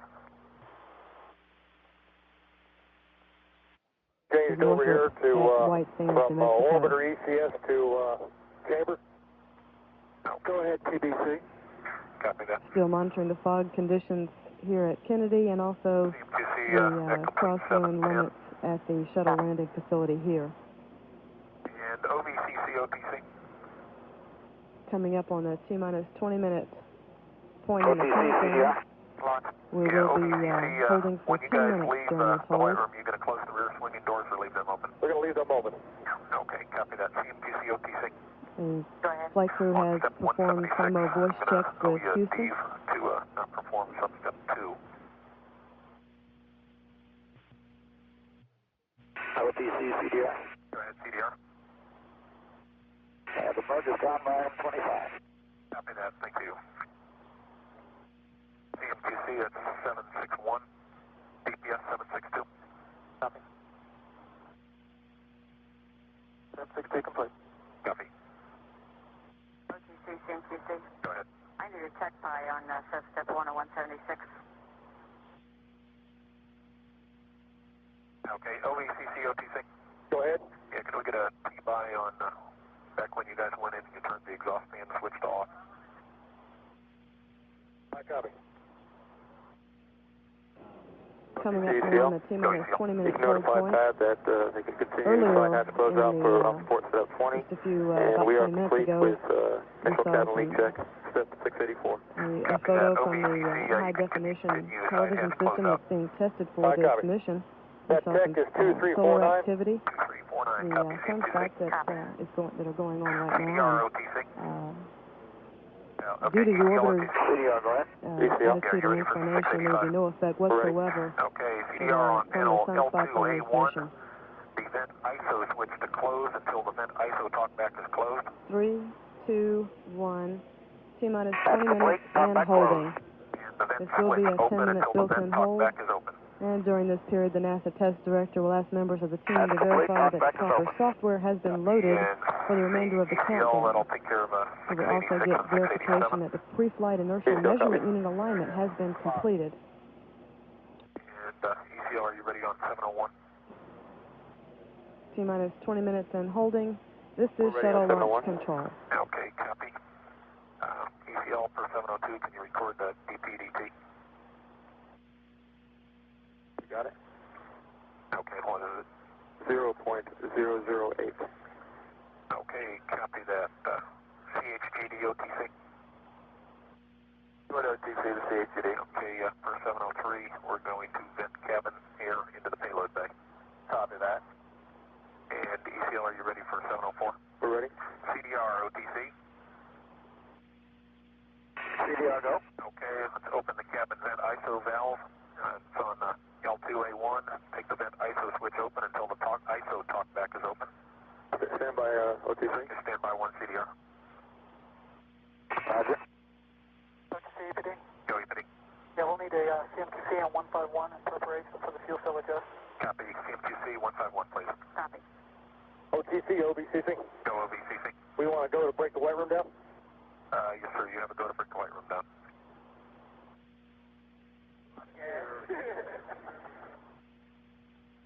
OTC, CGSS. Go GSS. Okay, we need to request the next available IPR number. Okay, what's the problem? Hydraulic charging unit pump 1 will not stay running. We keep losing pressure and it's cutting off. And we have pump 2 up and running at this time. Okay, what's the constraint? No constraints this time as long as pump 2 is still running. Okay, we'll go get an IPR. We'll have to give it a constraint of some sorts and then upgrade. Copy. EOTC. Yeah, TP copies. That's CGSS. Yes, sir. Yeah, could we request them to come over to 161 for a moment, please? Okay, GSS, OTC. Go ahead. Yeah, 166, and we'll relay the IPR number to you. 161. Yeah, 161. OTC DPS. Go DPS. Yes, so we've had some dropouts with the airline at TPC. Standby steps. Does LPS have a handle on that? I'll have to check with an LPS OTC. LPS OTC 212. OTC, CFCP 212. Go FCP. Yeah, can we get a CMQC on 153 to support our fuel cell purges when we come out at T-minus 20? Yeah, CMQC 153, please. Copy. CPVD OTC. Belay that. AFM OTC 212. AFM go. Okay, 787. Copy, that's at work. JRPS OTC 212. JRPS OTC 212. This JRPS, go ahead. Yes, sir, 797. Verify. All personnel on 212, verify your console program loads. CSME. CSME, I can verify. Okay, CMPL. CMPL verified. CMPS. CMPS verified. CCSE. CCFD verified. CNSE. NSC verified. COEX. COEX verified. CPVD. PVD verified. CECL. ECL verified. ECL 212. Yeah, ECL verified. Okay. CFCP. FCP verified. CGSS. GSS is on 161, standby. Okay. CAFM. CAFM verified. COOS. Double S verified. CH1D. CH1D verified. CAPU. APU verified. ISL. ISL verified. HGD. HGD verified. EPD. EPD verified. OFC, AFC, and GNC.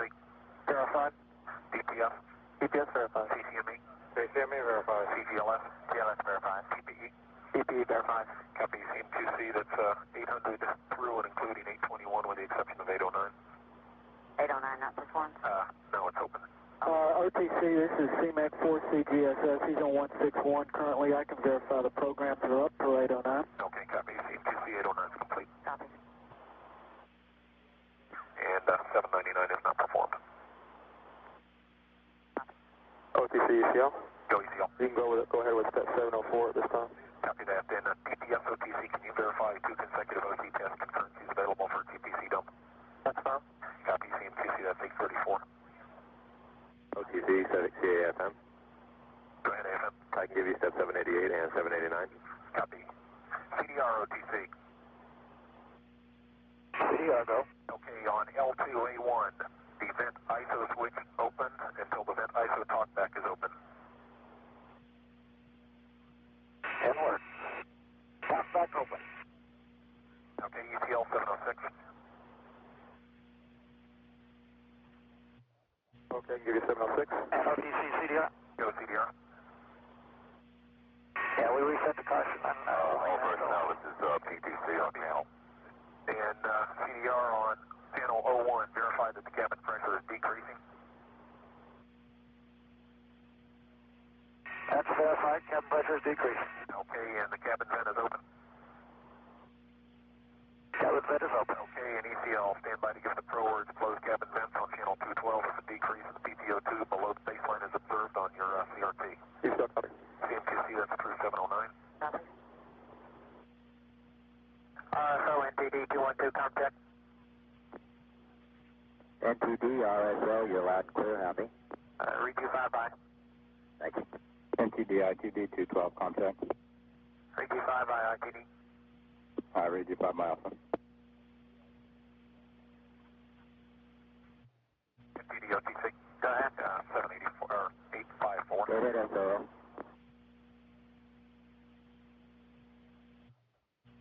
And GMC OTC. Go ahead. Go ahead, sir. Yes, how long on IMU pre-flight? The pre-flight line is complete. Okay, do you have GMT? The GMT is 12:30, 12:24. 1224, copy that. CMQC. I'm sorry, 12:34 OTC. 1234, copy CMQC, that's 857. Copy. OTC, OBCC. Go OECC.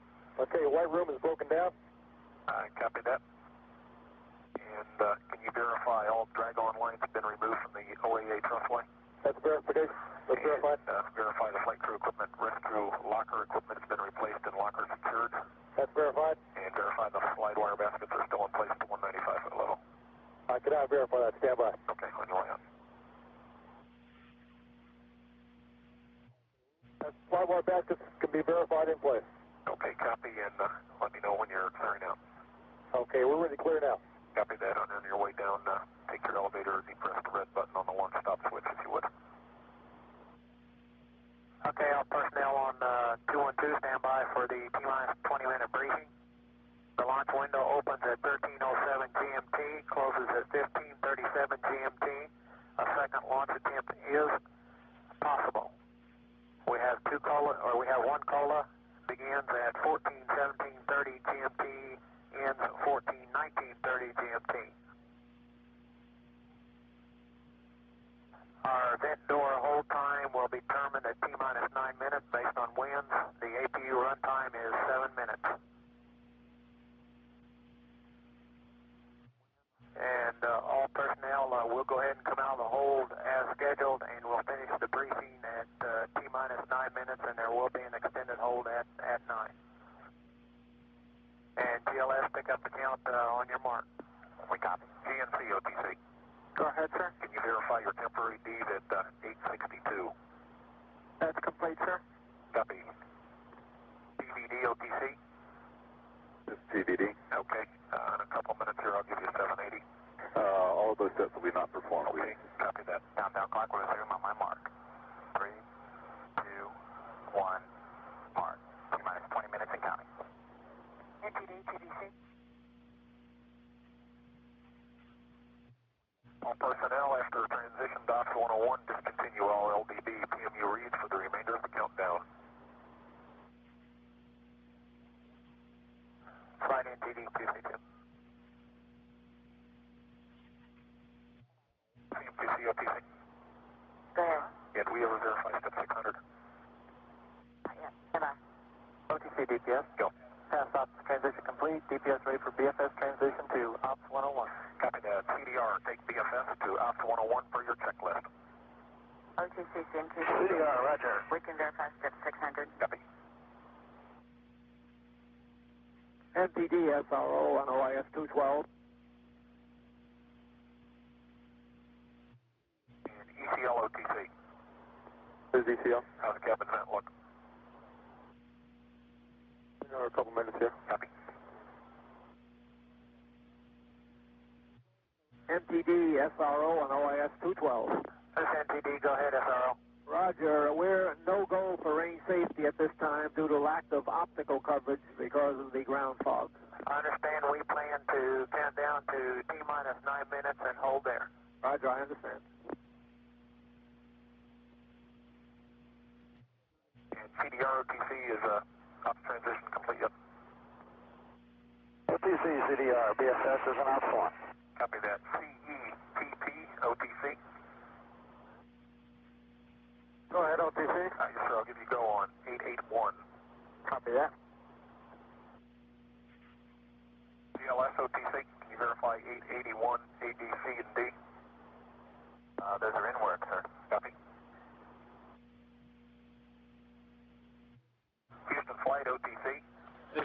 This flight go? Yes, sir. Will there be an alternate TAL? Negative. Copy. CMQC 890 not performed. Copy. Space Shuttle launch control at T-minus 17 minutes and counting. There is no alternate TAL.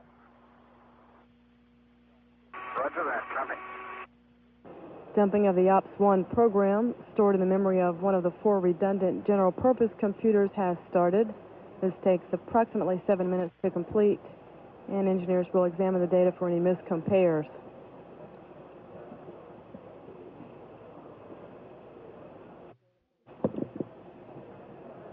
Earlier, we did get an indication that from the range safety officer that we were no-go because of for optical considerations with the fog as it is in the area. However, we are going to be counting down to T-minus 9 minutes, and we'll hold there for the weather to clear. PLP and configure the OMS interconnect per your checklist. OTC, the OMS interconnect is configured. Copy that.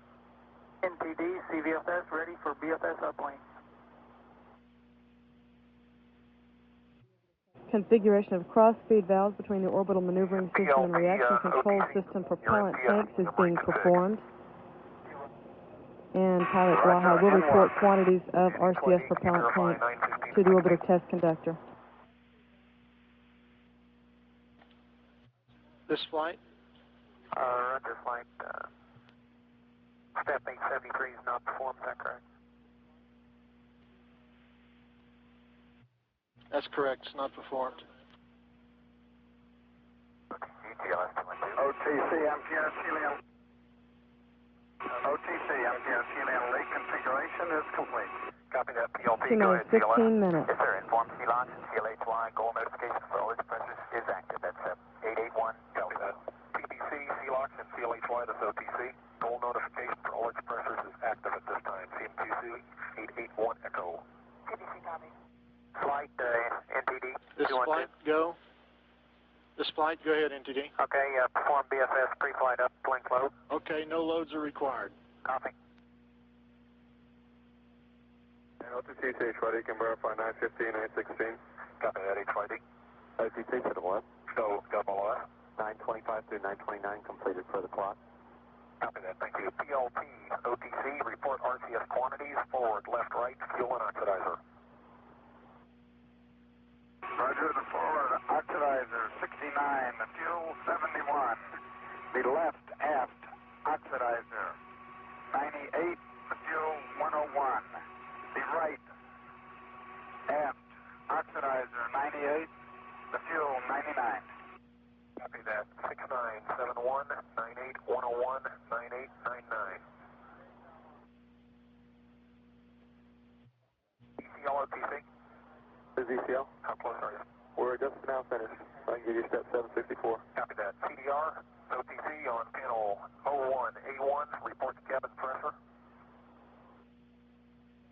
CMQC, this is 765. Copy.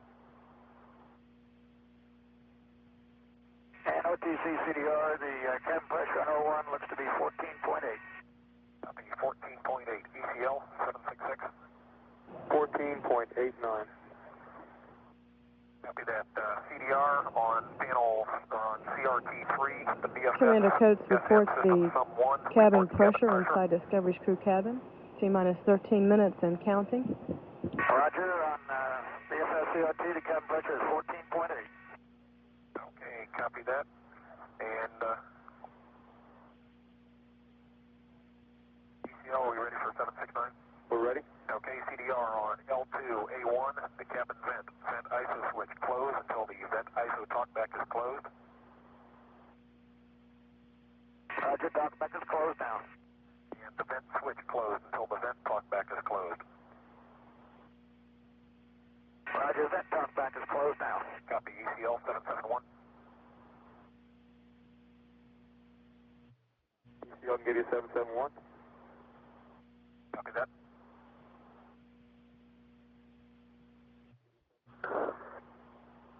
OTC, T-minus 12 minutes and counting. Go BFS. T-minus 20 minutes, VPC dump is complete. Copy that. OTC CFCT.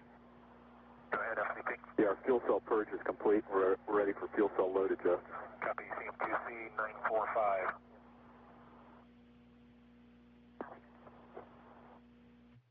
And CMQC also 953.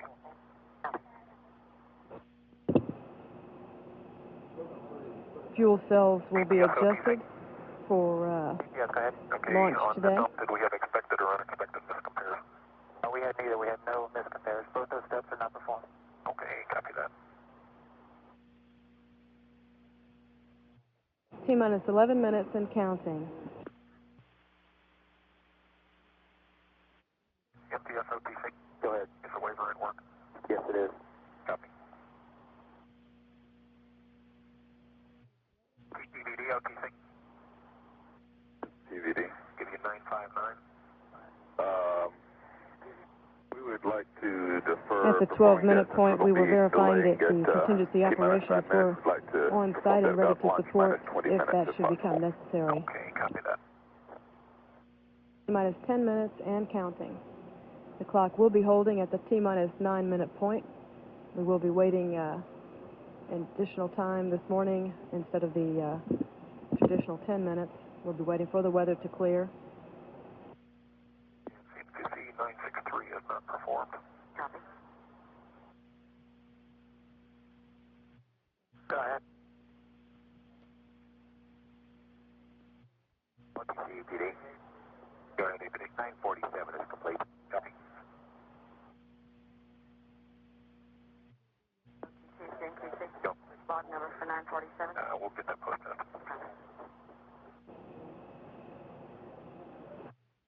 T-minus 9 minutes and holding.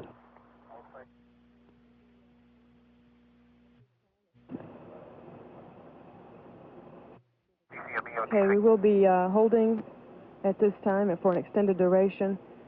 Don't know how long at this point. We will be waiting for the fog to lift at this time and also looking at the upper level wind situation. We think maybe 30 to 45 minutes for the fog to lift. We will be reporting more information as it becomes available. At T-minus 9 minutes and holding, this is shuttle launch control. TLS, NPD. TLS, go ahead. 212. TLS, go ahead, sir.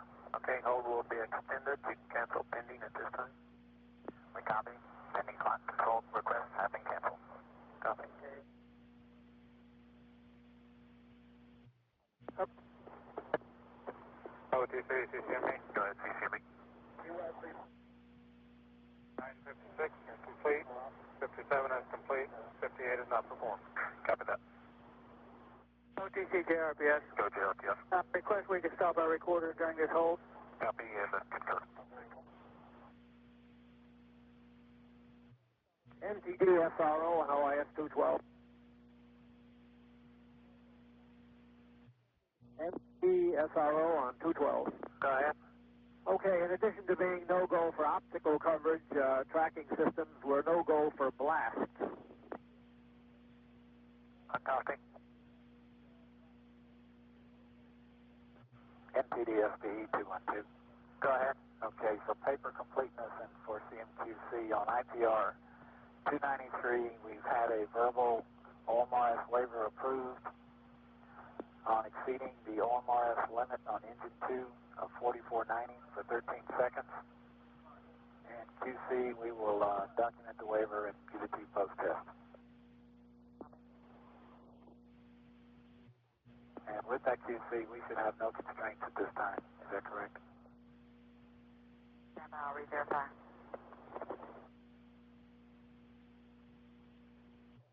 Okay, CDR, NTD 212, air to ground 1.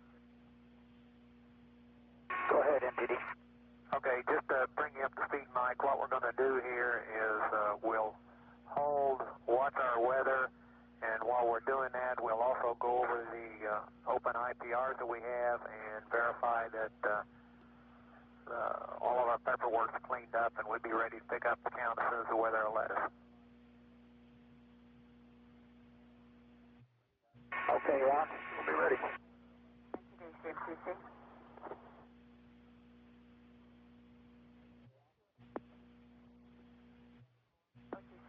CMQC.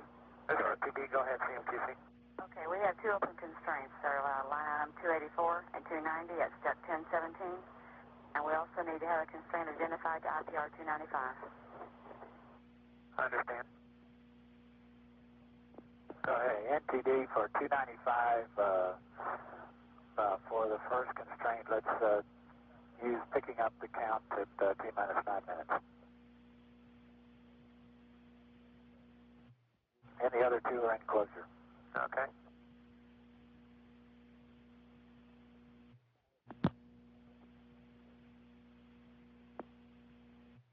NTD, PTC. Go ahead, PTC. When we're reconsidering the new T0, we like to take into consideration permit D16/04 that call out to ITD at the L-18 minutes. I copy. You need the new T0, you need an 18-minute notification for a T0. Yes, sir. Okay. NTD, SRO, and OIS 212. Go ahead, SRO.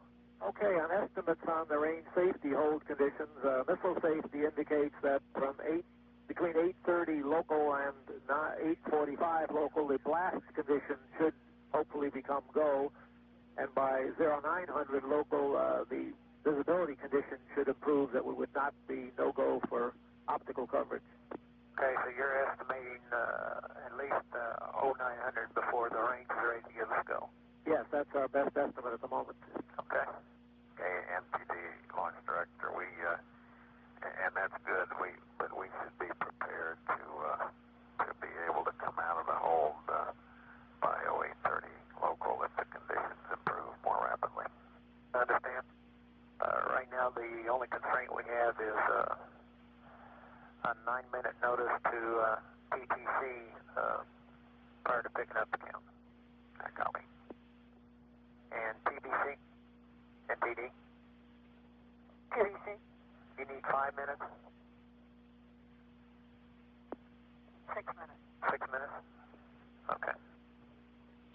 NTD Flight 212. Go ahead, Flight. While we're sitting here holding, we've talked to the customers, and we would like to go ahead and put the Oasis equipment to standby. That's step 986. We should have no problems in doing that at this time. Okay, sir. Go ahead and put that in work. ISL and OEX's OTC 96 is going into work.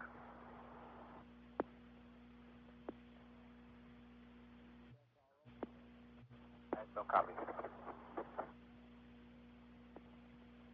NTD, SRO, and OIS 212. Go ahead, SRO. Roger, did we get a KSC area clear for launch? No, sir, not yet. Not yet, thank you. NTD Going to 145. Safety console, NTD. Safety, go ahead. Okay, let me know as soon as closeout crew's back, and we've got a KSC clear. Okay, so, NTD, Houston Flight. I believe I gave you that stuff a little while ago. Okay, we do have a KSC clear for launch at this time. Yeah, I gave you the step 941 on page 810. Okay, thank you. SRO, did you copy? Negative, say again, please. Okay, I'll give you step 943 at this time. KSC area is clear for launch. ASC area clear, thank you. NTD, CACD. Go ahead. Okay, we'd like to give us about a 9-minute heads up before you pick up the count. Okay, it looks like we'll have 9 minutes here. I copy. ISL, TBC. ISL. Go ahead, security console. ISL, this is... Okay, all PCs on 212. This is NTD. I'd like for you to take a look and see what steps or paperwork you have open which would preclude us from picking up the count at T-minus 9 minutes. TBC? TBC? Do you have any open paper? Negative. Okay, OTC? We're clean once the two constraints. Understand? PTC? PTC, we're checking on it. Okay, SDM? Yeah, we have no paper that would stop us from picking up. Understand flight? And Flight has no open issues. Understand.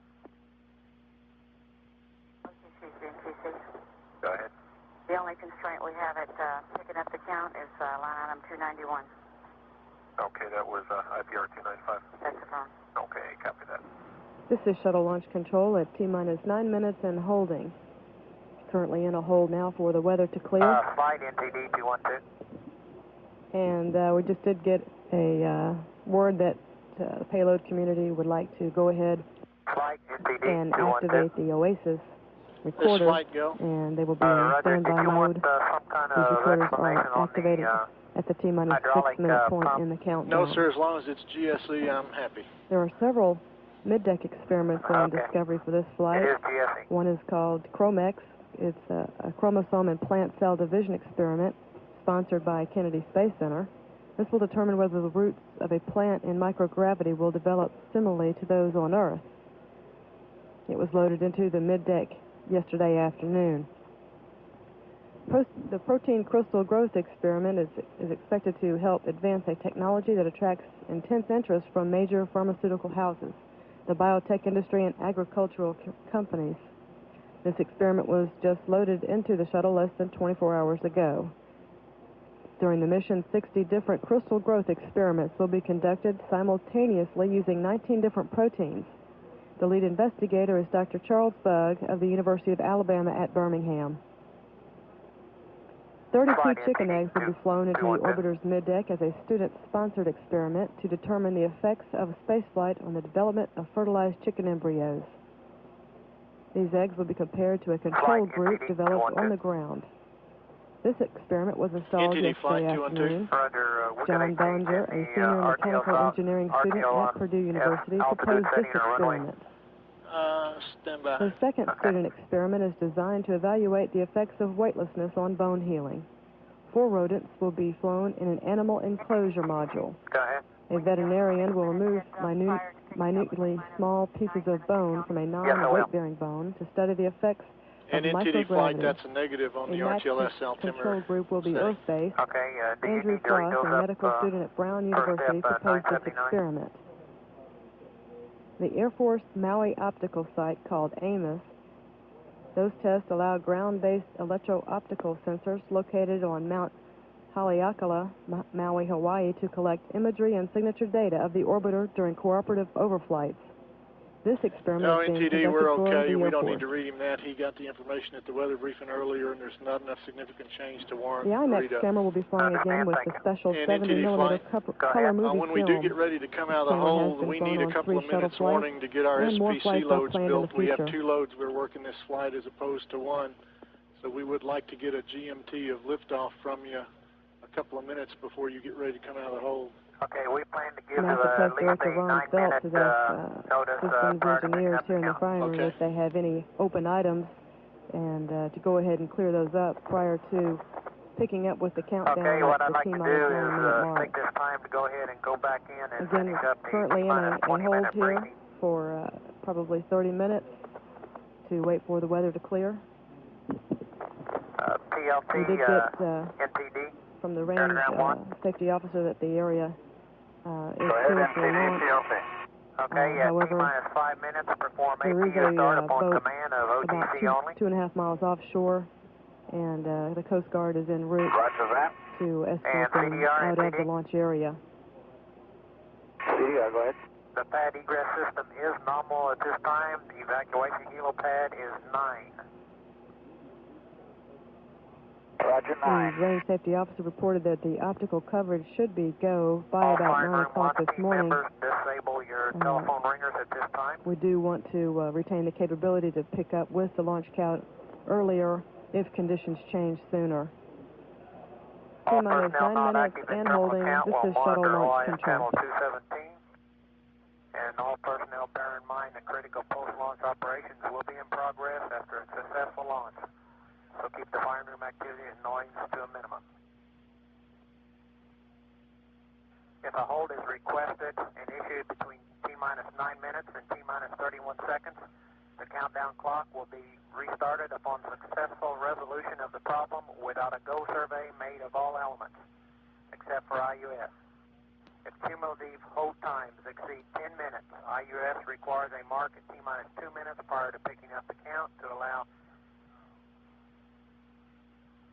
STS to uplink a navigational system reset command. Okay, that completes the T-minus 20-minute briefing at this time. CMQC OTC 980 and 981 are not performed. Copy. NTD PTC. Go ahead, PTC. In reference to your question, IUS&T just has no constraints to picking up the count at 9 minutes. I understand, sir. Go ahead, sir. Houston flight NTD 212. Houston flight NTD 212. NTD flight 212. Roger, can you meet the launch director on 231 for a weather briefing, please? Okay, we'll come. SPE NTD 212. SPE 212. Okay, let me know as soon as you got your last constraint listed. Okay, line out 284 and 290 are closed, and 295 is being upgraded to a GSE-TR. Okay. Okay, all personnel on 212, while the launch director is getting a weather briefing, weather update on 231, and we're closing the final paper out, I'd like to go through and get a go that you're ready to resume the count and go for launch, and that will be step 989. TBC? TBC's ready. Okay. PTC? PTC's ready. LPS? LPS ready. Mila? Mila's ready. STM? STM ready. Safety console? Safety go. SPE? SPE's go. Okay. And OTC? We're go less resolution of IPR 295. Okay. And SRO? We're ready to resume the count. However, we do not have the range safety weather conditions which would allow us to give the final clear to launch. Okay, so you'll no go at this time until we get the weather conditions. That's correct. Okay. And LRD, NTD? LRD is go. CDR, NTD? CDR go. Okay, what we'll do then is we'll wait here and watch the weather, and with the exception of closing out the one IPR, looks like we're ready to pick up the count.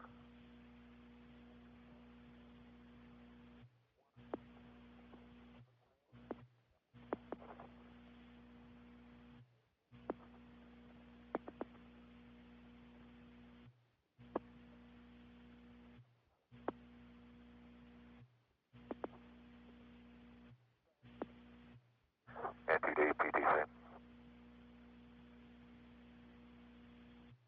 Go ahead, PTC. NTD PTC. Go ahead. This is NTD. Okay, I can give you 161007. All right, copy. Thank you. NTD SPE 212. Go ahead, SPE. Yes, sir. What's our projected pickup time? We don't have one at this time. We're waiting on the weather. It looks like somewhere around 9 o'clock, possibly. For a pickup? Yes, but again, that'll be a factor on what we hear from weather. I copy. Thank you. And also close out of that final constraint.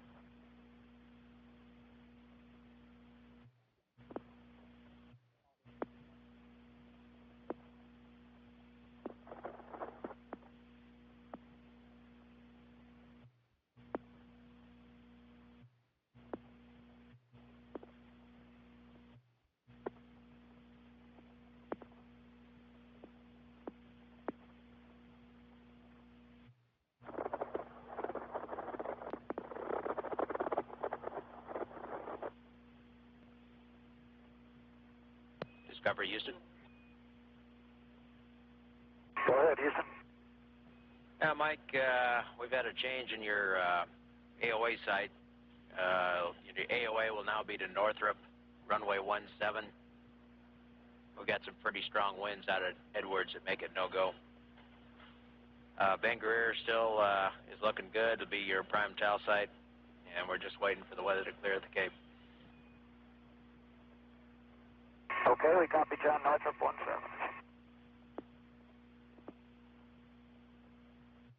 And SPE NTD 212.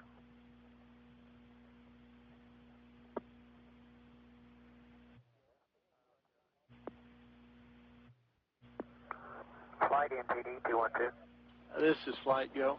Roger, are you go to resume the count at -9 minutes when we get a go for weather? That's affirmed. Okay. All we need is time to do our SPCs. I understand.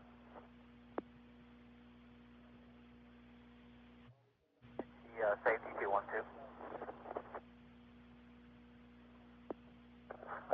This NTD, go ahead.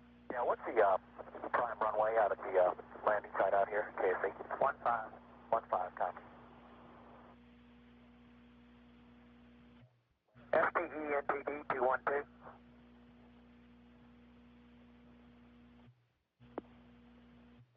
ETD, you called ST? Yes, sir.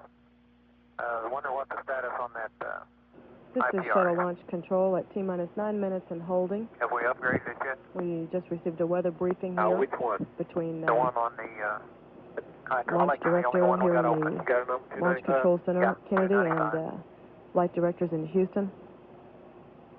The weather is expected to improve in Yeah, the word about back the here next is they're 40 putting minutes. words on it now. However, we want to retain the capability to pick up the count at the T-9 minute point if the weather improves faster than is forecast.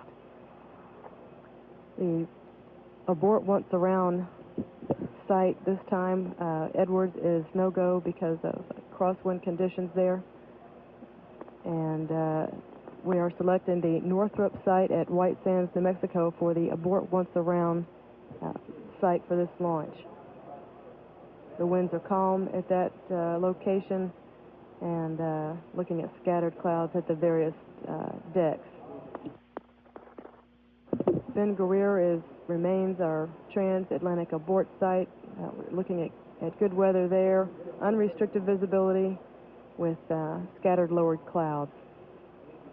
Still remain in a hold for weather here at KSC, and we'll bring you more information as that becomes available. NTD Flight T-9 212. minutes and holding. This is Shuttle Launch Reference the question Control. about being go to come up out of the count if the weather clears. Be advised, we're going to want to make sure that we have an STA flight that clears that visibility limit and everything. We're not just going to jump on a ground obs or something like that and press. I understand, and that'll be reported back through the weather coordinator with the ops manager? It'll be reported back through the guy flying the STA directly to us on his observations with respect to what he can see visibility-wise in our landing and rollout margins, which should all be okay. Okay, so I'll look to you to give me that go. Yes, sir. Okay.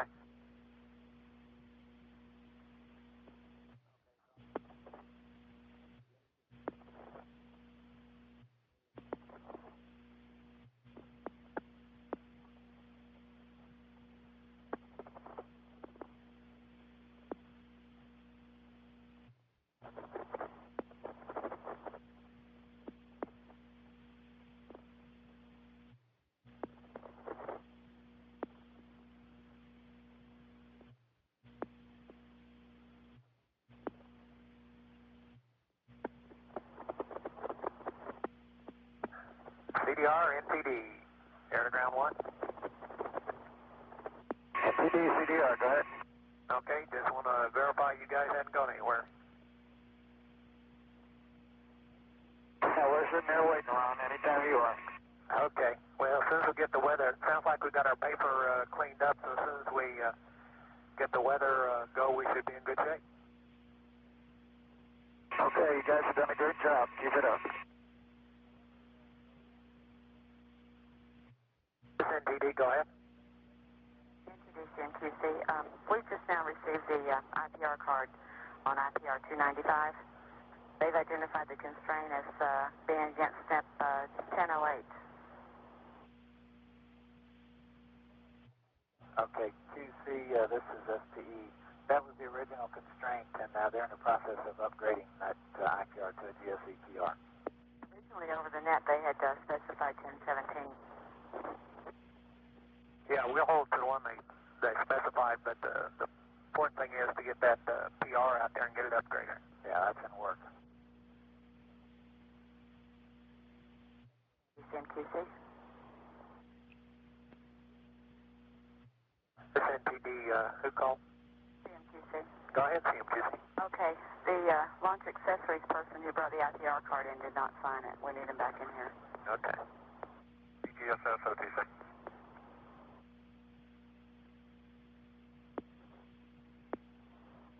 CGSS copies that. Okay.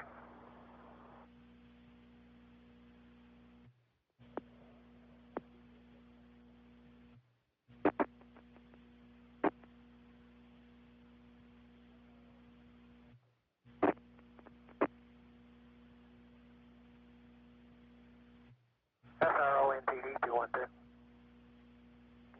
NTD SRO. Roger. Earlier we had got a report of possibly a couple boats that had been anchored out in the area near Eagle 4, I think it was. You don't get any report on that? SCO is go. They're saying surveillance shows that the area is clear for launch. Okay. Safety area at sea. Okay, real fine. Thank you. Okay.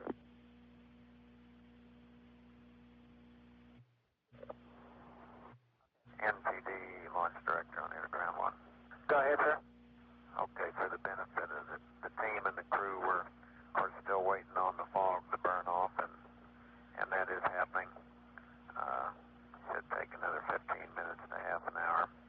We also are still waiting on the latest release and evaluation of the winds aloft data to run through the LC program, and that will take approximately a half hour. So just be advised, we'll still be in the hold here for another 30 minutes. Okay, I copy. This is Shuttle Launch Control at T-minus 9 minutes and holding. Just got a report from Launch Director Bob Seek that we would be in this hold for an additional 30 minutes. We're waiting for some data back on weather from the latest balloon that was released. OTC, and we don't expect that information back for another 30 minutes. Yeah, request CMTS over the launch window for today 161 extends until 10:37 a.m. That's primarily driven by the time the flight crew remains on their backs, and it starts when the commander is strapped in. And that time is about 5 hours and 15 minutes. Roger, we're going to go ahead and pressurize one of the suits here. You might pass on the Just looking at a view of the shuttle landing facility out of one of the NASA helicopters carrying a television camera. We do have pilot Dan Bernstein flying in the shuttle training aircraft. It's a Grumman Gulfstream 2 aircraft, and he's been flying since launch minus 1 hour 20 minutes, and will fly through liftoff. The left-hand side of the STA cockpit is configured like the commander's seat in the shuttle, and the aircraft also simulates the handling characteristics similar to the shuttle. IPR-295. Copy that. Thank you, sir. You're welcome. NTD, this is JT, sir. Are you talking about timer number 3, right? Okay, well, we set the time in, and when you guys go into a hold, everything it picks up. going smoothly while we hold here in the count for weather to clear here at Kennedy Space Center. At T-minus 9 minutes and holding, this is Shuttle Launch Control. Roger.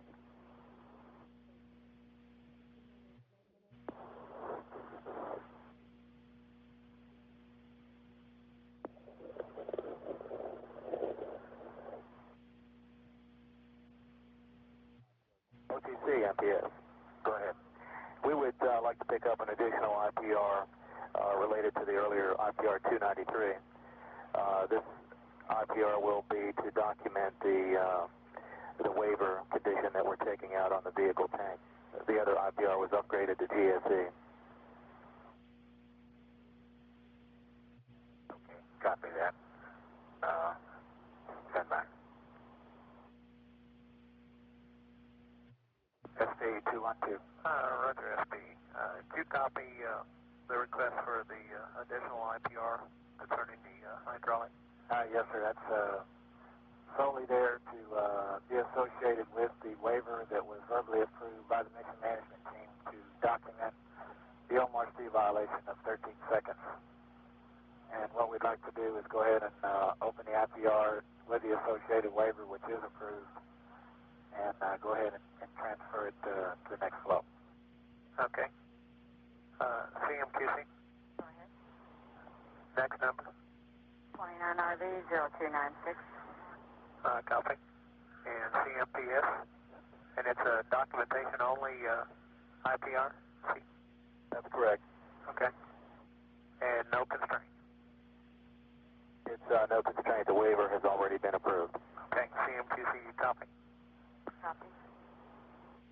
And MPS wants to give a short title. The title will be MPS SSME helium tanks, 5,000 PSI. Correction, 4,500. NTD 50212. Go ahead. Could you give me a hotline on 0676? In reference to timer 5.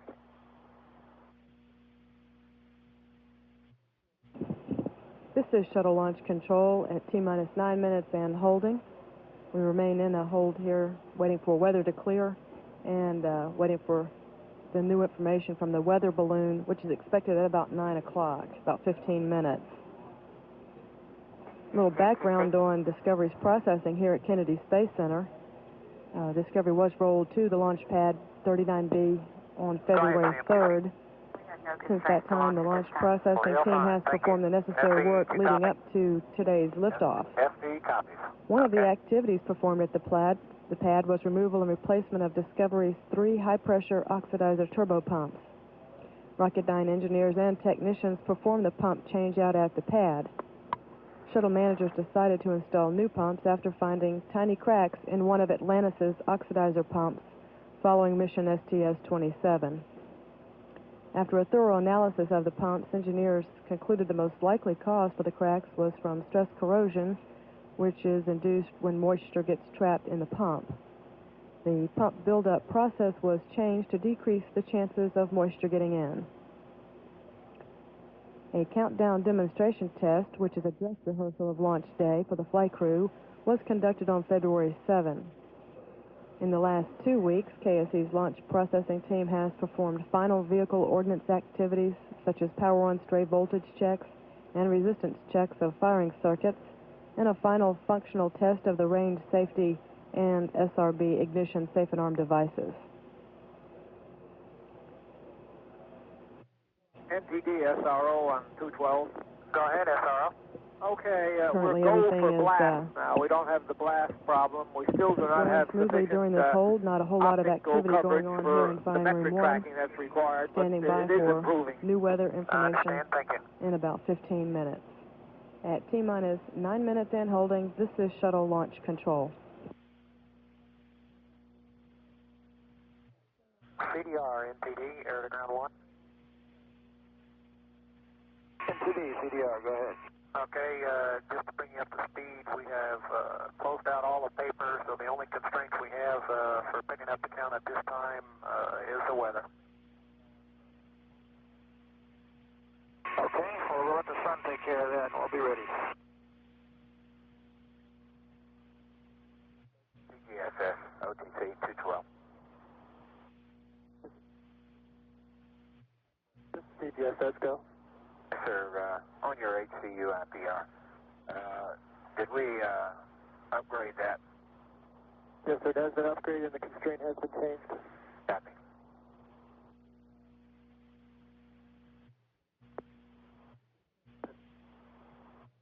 That's good.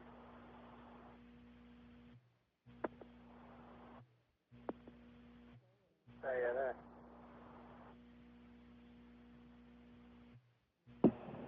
This is Shuttle Launch Control at T-minus 9 minutes and holding.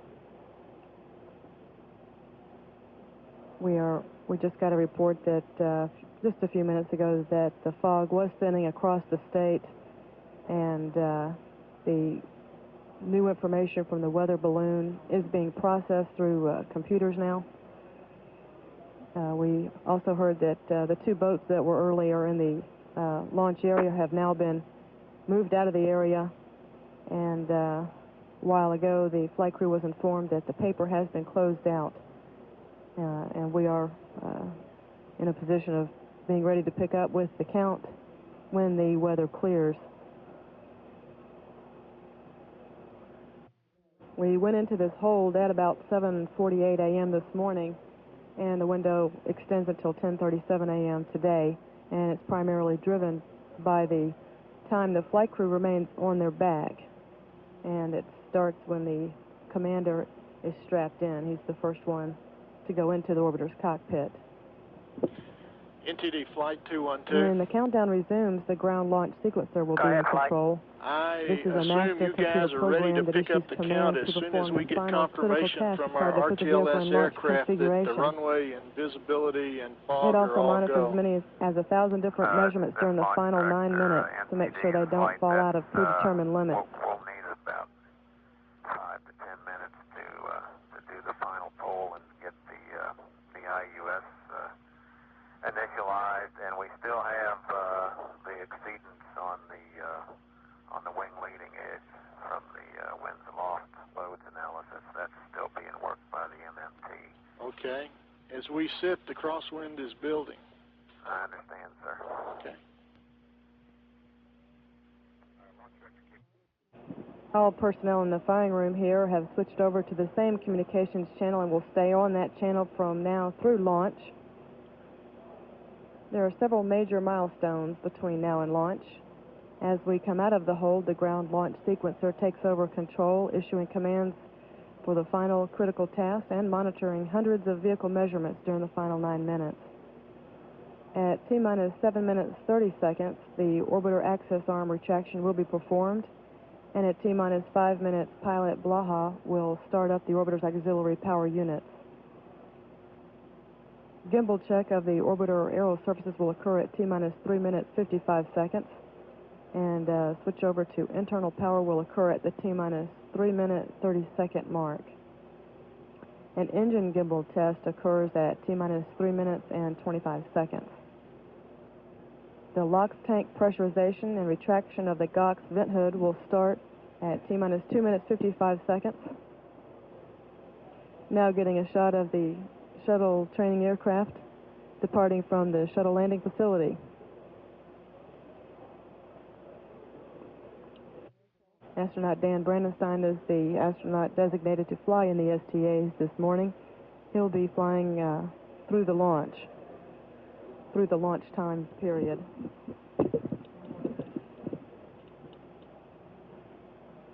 At the T-minus 1 minute 57 second point, we will get the pressurization of the liquid hydrogen tank. And at T-minus 31 seconds, the ground launch sequencer will issue a go to Discovery's onboard computers to start their own automatic sequence. The final command from the ground computers will come at T-minus 10 seconds, which is a go for main engine start. Engine start will occur at T-minus 6.6 seconds, and of course, SRB ignition occurs at T0.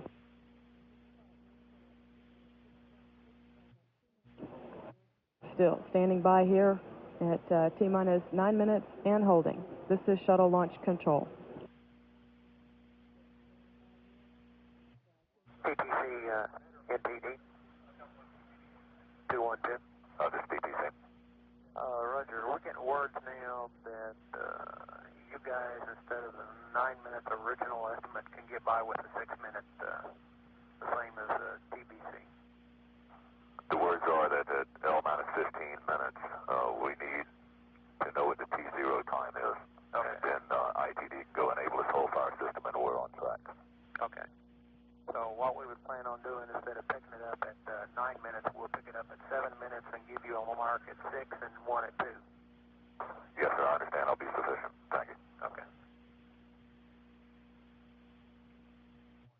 And I would not give you that call to do your whole FAR checks. You go ahead and do them per the count. Yes, sir, we'll do that. Okay.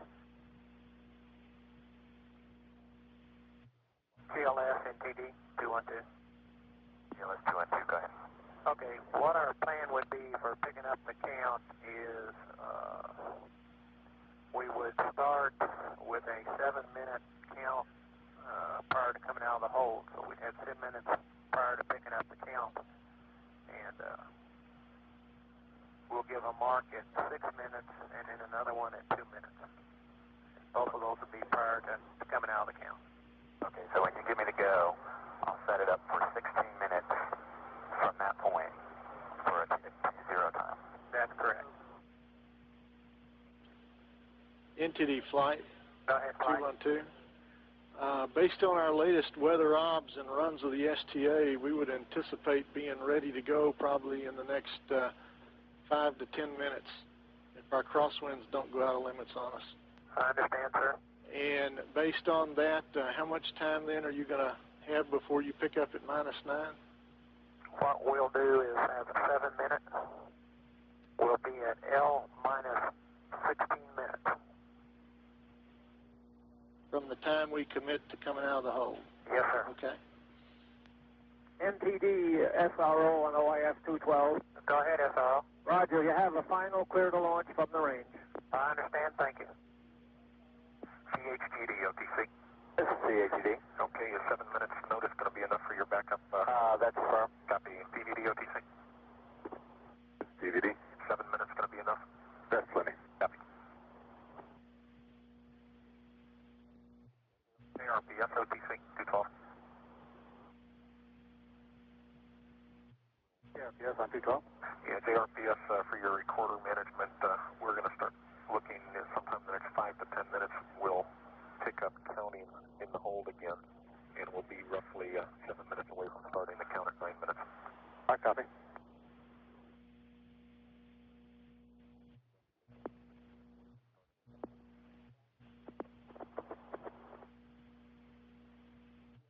NTD flight 212. Go ahead, flight. This time we are go for launch, and as soon as we can, we ought to do that. I understand, sir. Hey, NTD launch director, let's run our polls at this time and see how the rest of the system is. Okay, we had checked on everyone previously, and everybody has given us a go at this point in time. And the only one we were waiting was to come to you for the final go. I copy. Let me at this time run a partial poll. Engineering director, launch director. Engineering director, launch director, ground one.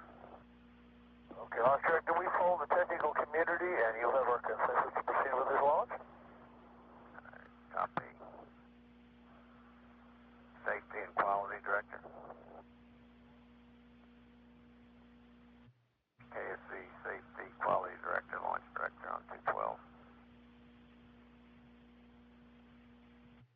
GLS NPD 212. GLS, go ahead, sir. Okay, just to go over one more time what we're going to do here is we'll give you a GMT for T0. We will want a 7-minute count to that T0. 7-minute count to pick up the hold. That'll be a total of L minus 16 minutes. Okay, we copy that, sir.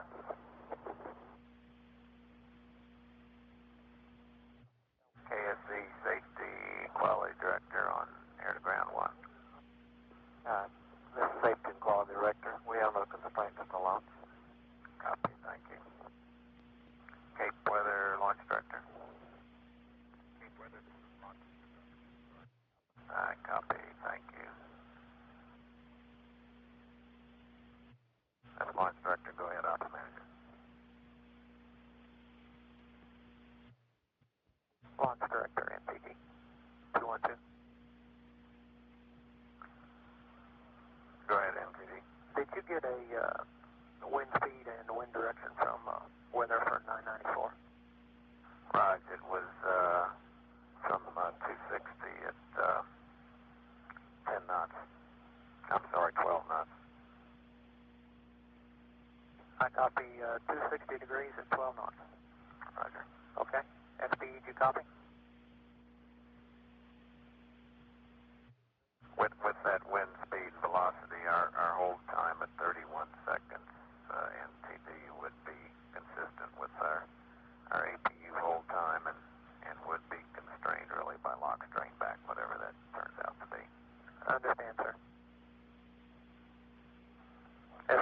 NTD 212.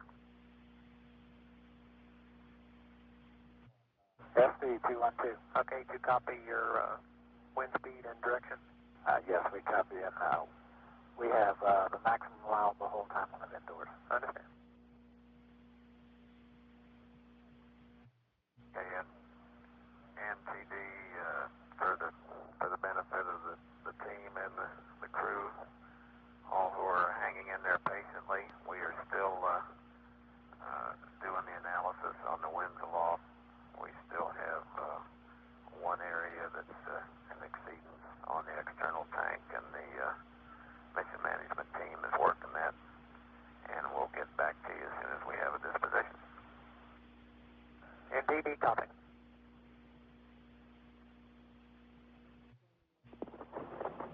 This is Shuttle Launch Control at T-minus 9 minutes and holding. Launch Director Bob Seek just informing NASA Test Director Ron Phelps and the launch team here in the firing room. The weather is improving very rapidly here at Kennedy for an RTLS landing. At the TAL sites at Ben Guerir, which is the prime TAL site, we are go for launch at that site.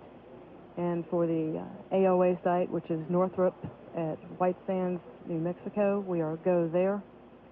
We're still working some of the upper level wind data information and waiting for word on that situation at this time. The launch window extends until 10:37 this morning. We have been in this extended hold here at T-minus 9 minutes. We entered this hold just a few minutes before 8 o'clock this morning.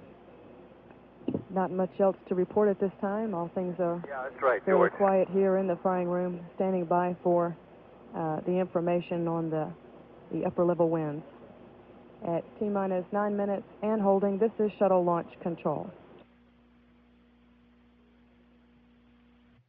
JTCR, NTD 178.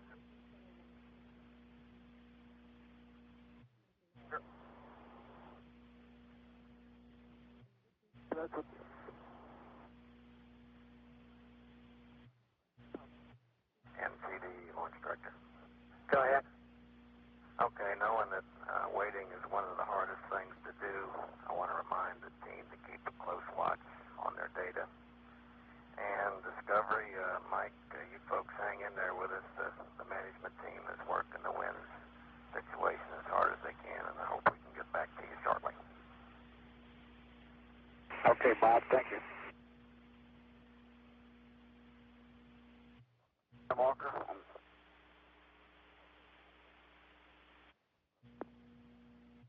NTD Launch Director. Ahead. Okay, what I'm going to propose to do at this time, since the crosswinds are creeping up on us, I want to start the activity in motion to come out of this built-in hold. So, Payload Management and Operations Director. Launch Director. Okay, would you be in a go condition to come out of the hold with a 7-minute notice at this time? We're in a go position. We're standing by for the NTD mark of 7 minutes. Okay, NTD Launch Director, why don't you start that in progress and plan on coming out of the hold as soon as you can accommodate that. Okay, why don't we shoot for a new T0 1457 GMT. And we'll be at 6 minutes and counting at 14. That's right. We'll be at the 6-minute mark to pick up the count at 1442. Copy. CLS and PD. Yeah, let's go. Okay, well, you set new T0 1457. Copy, 1457. CPVD, OTC. This is TVD. 959. Didn't work.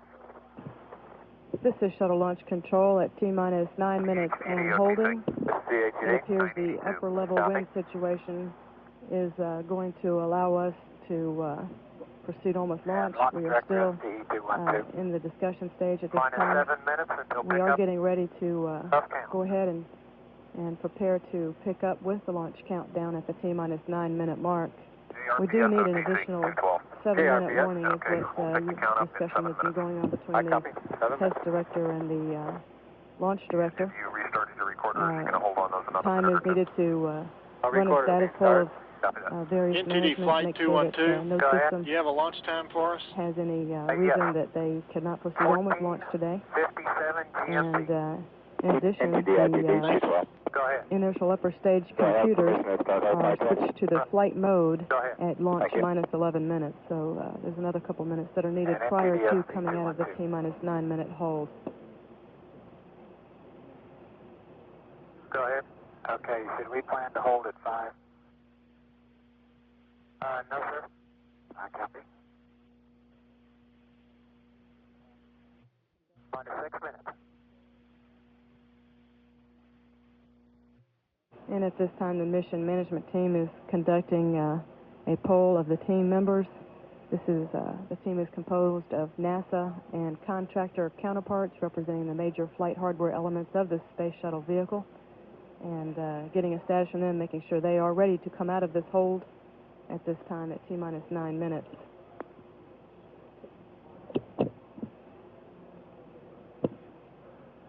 The new T0 time would be 9:57 a.m. Eastern Time.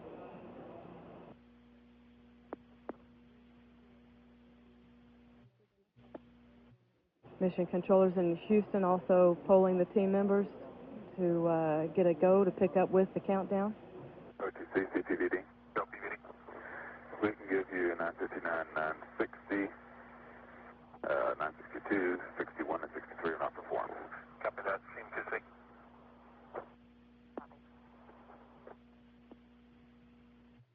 OTC, CHTD. Go HTD.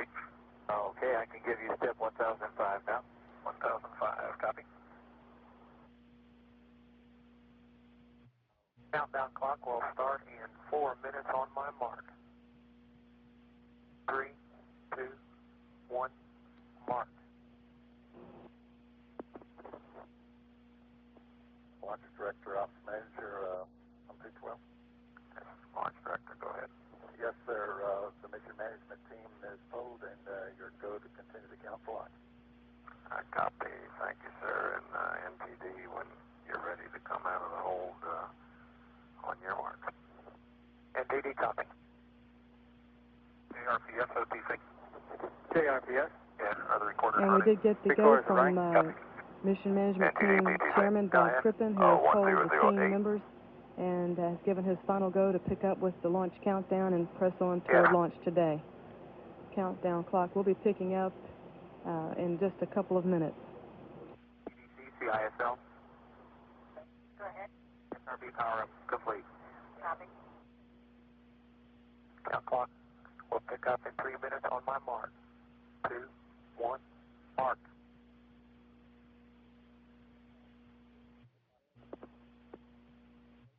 NTD Flight 212. Go ahead, Flight. Do we have a go ahead and activate the orbiter recorders and get the MADs going? Yes, sir, go ahead.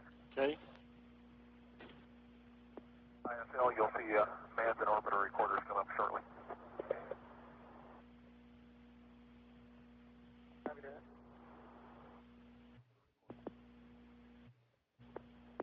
The countdown clock will start in 2 minutes on my mark. 3, 2, 1, mark.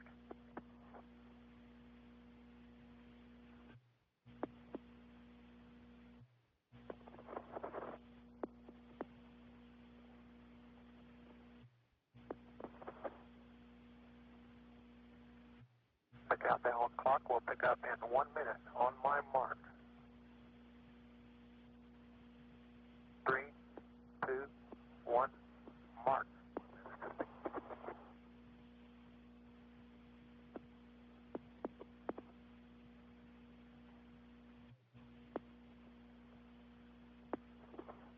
AFTD copy.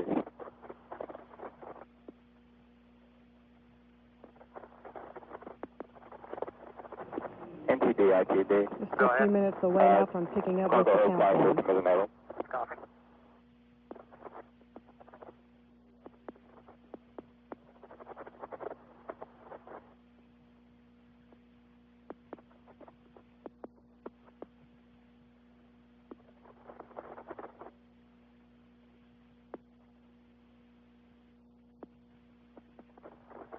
Countdown clock entered this hold at T-minus 9 minutes at about 7:48 this morning. Standing by now momentarily to resume at T-minus 9 and counting. 2, 1, mark. T-minus 9 minutes and counting. Auto sequence has been initiated. And the ground launch sequencer has been initiated. ISL. Go ahead, ISL. Quarters are activated, no problems observed. I copy, thank you.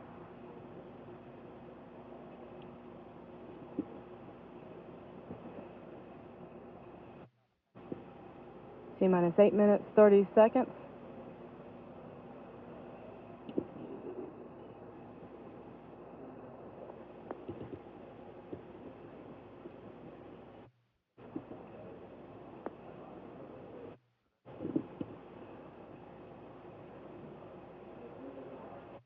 Flight OTC.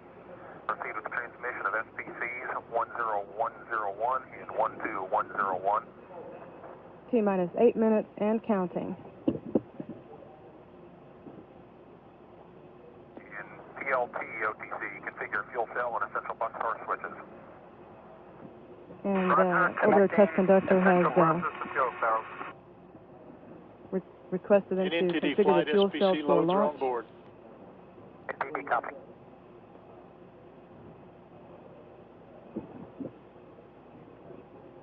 Coming up on T-minus 7 minutes, 30 seconds and counting. Okay, let's go for OAA retract. And we have a go for orbiter access arm retract.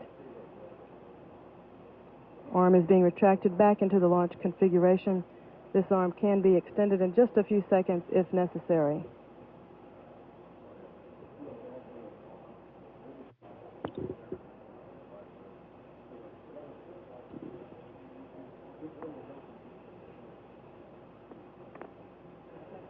T-minus 7 minutes and counting.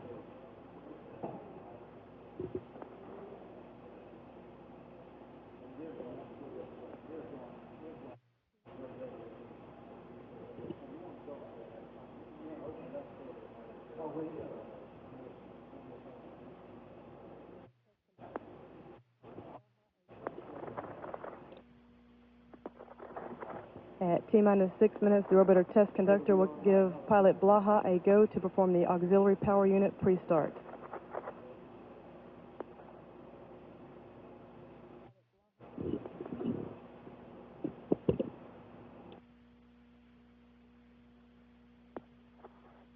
ARPS OTC, start the APU and hydraulic strip chart recorders. Recorders running.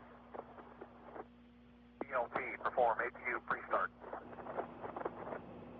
APU pre-start in work. Pilot Blaha confirms he is performing the APU pre-start. He is configuring switches in the cockpit to put the APUs in the ready-to-start configuration.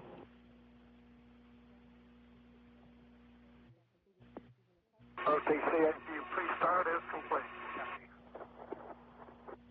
T-minus 5 minutes, 30 seconds. Mission Control has transmitted the signal to start the flight recorders. The two recorders will collect measurements of shuttle systems performance during the flight for playback after the vehicle is in orbit. Coming up on a go for APU start at the T-minus 5 minute point.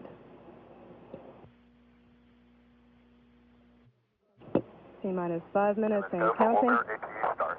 TLT, perform APU start. APU start in work. CDR, reconfigure heaters. Commander Coach has been asked to reconfigure the orbiter heaters for launch.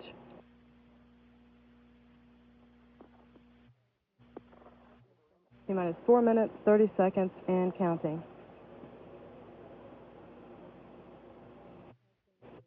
OTC APU start is complete. Copy that. Pilot Blaha reporting the APU start has been completed. Okay, let's go for purge sequence 4. And we have a go for purge sequence 4 on the main engines. The valves on the main engines are being opened to allow liquid hydrogen to circulate in the engine's nozzles and turbo pumps to condition the engines for starting.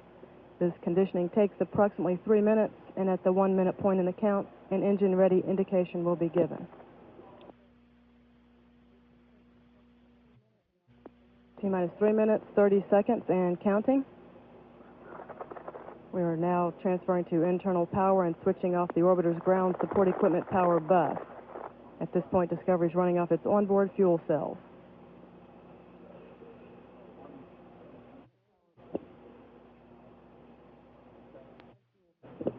Let's go for ET-LO2 pressurization. And we have a go for pressurization of the external tank, liquid oxygen tank. T-minus 2 minutes, 45 seconds, and counting.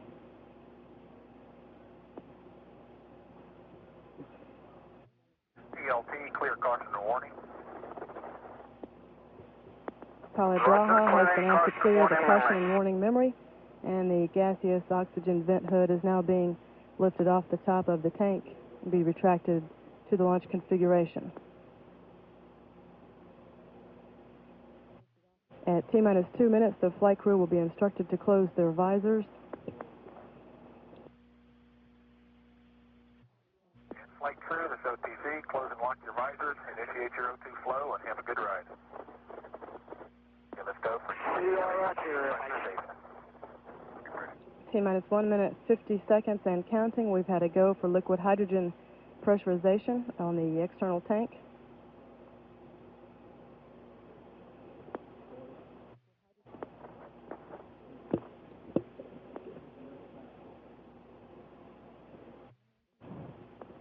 Minus 1 minute, 30 seconds. 1 minute, 30 seconds now from the launch of Discovery and its 5-member crew.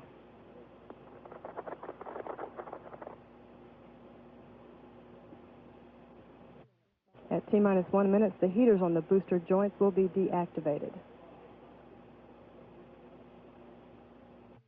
Minus 1 minute.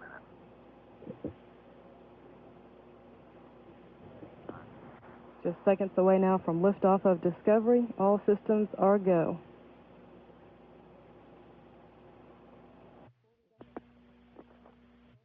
Coming up on T-minus 31 seconds. Go for auto sequence start. We have a go for auto sequence start. Discovery's 4 redundant computers have primary control of critical vehicle functions for the remainder of the count.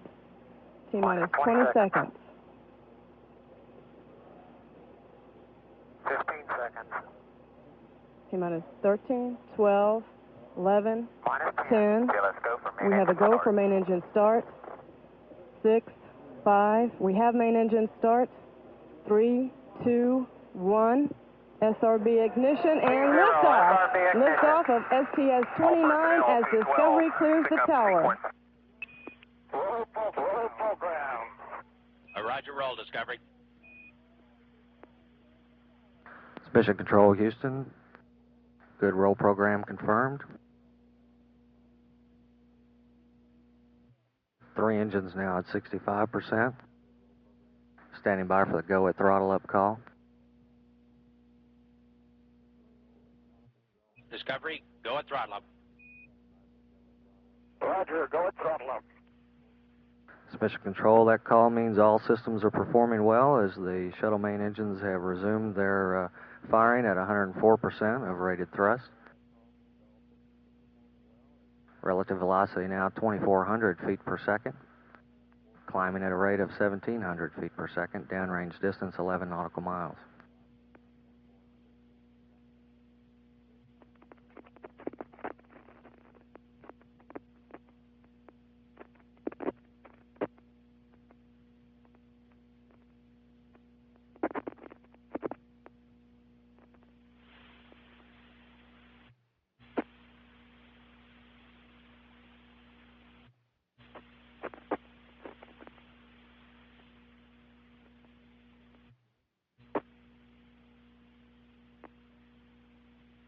SRB separation standing by for a performance call from Mission Control.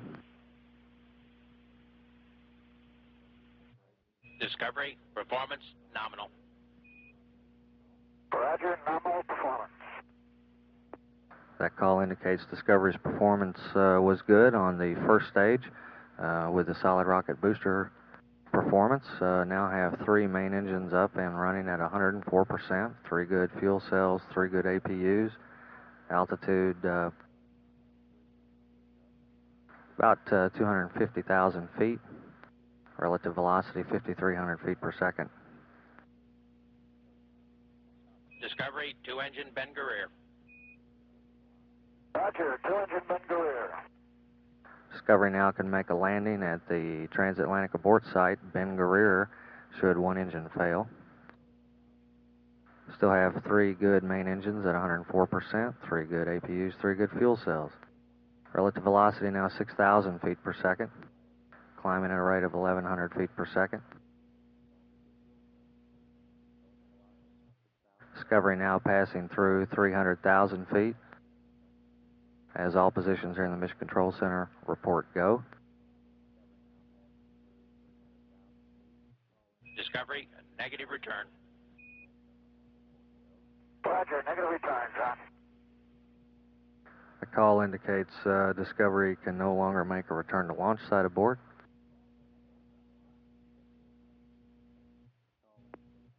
Now 146 nautical miles downrange. Relative velocity 7,800 feet per second.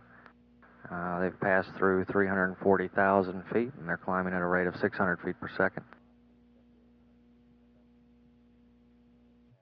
Now 190 nautical miles downrange. Relative velocity 9,100 feet per second.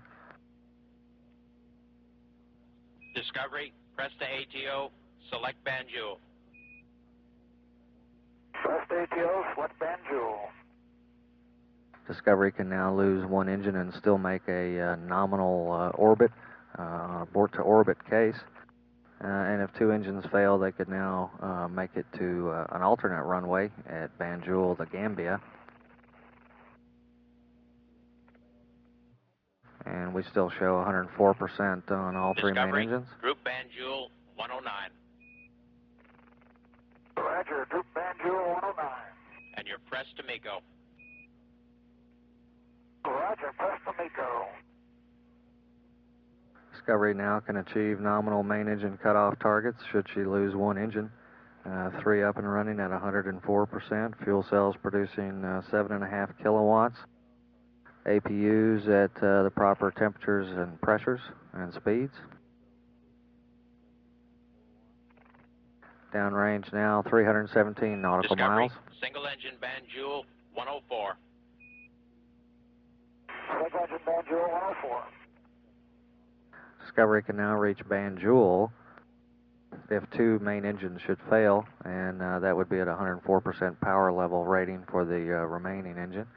However, we still have 3 good engines. Still climbing at a rate of about 70 feet per second. Downrange distance 380 nautical miles. Discovery now traveling at 15,000 feet per second. Single engine press 104. Single engine press 104.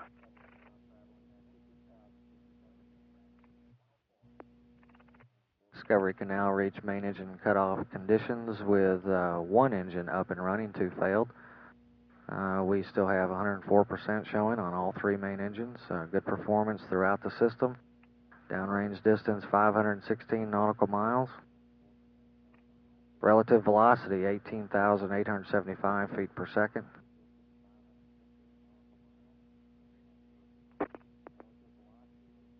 Now reach 3G throttling on all 3 main engines as expected, and we're standing by shortly for main engine cutoff.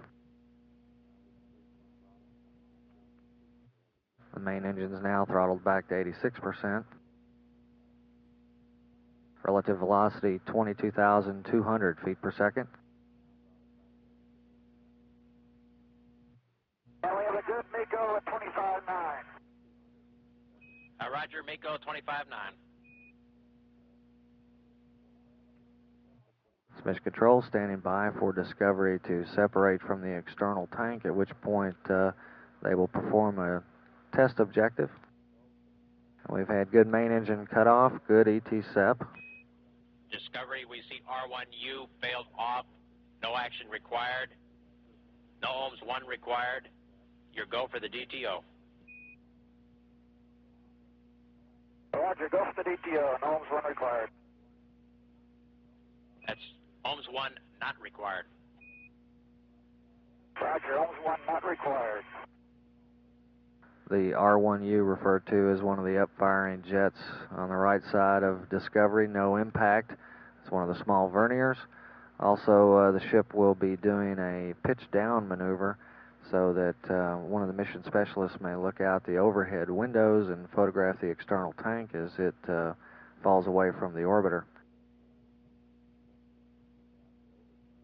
Now 9 minutes 50 seconds mission elapsed time. Good ascent for Discovery. She's currently traveling at 25,840 feet per second. Downrange distance 1,095 nautical miles. With an apogee of 157 nautical miles. No OMS 1 burn will be required. There will be an orbital maneuvering system number 2 burn to circularize the orbit at approximately 160 nautical.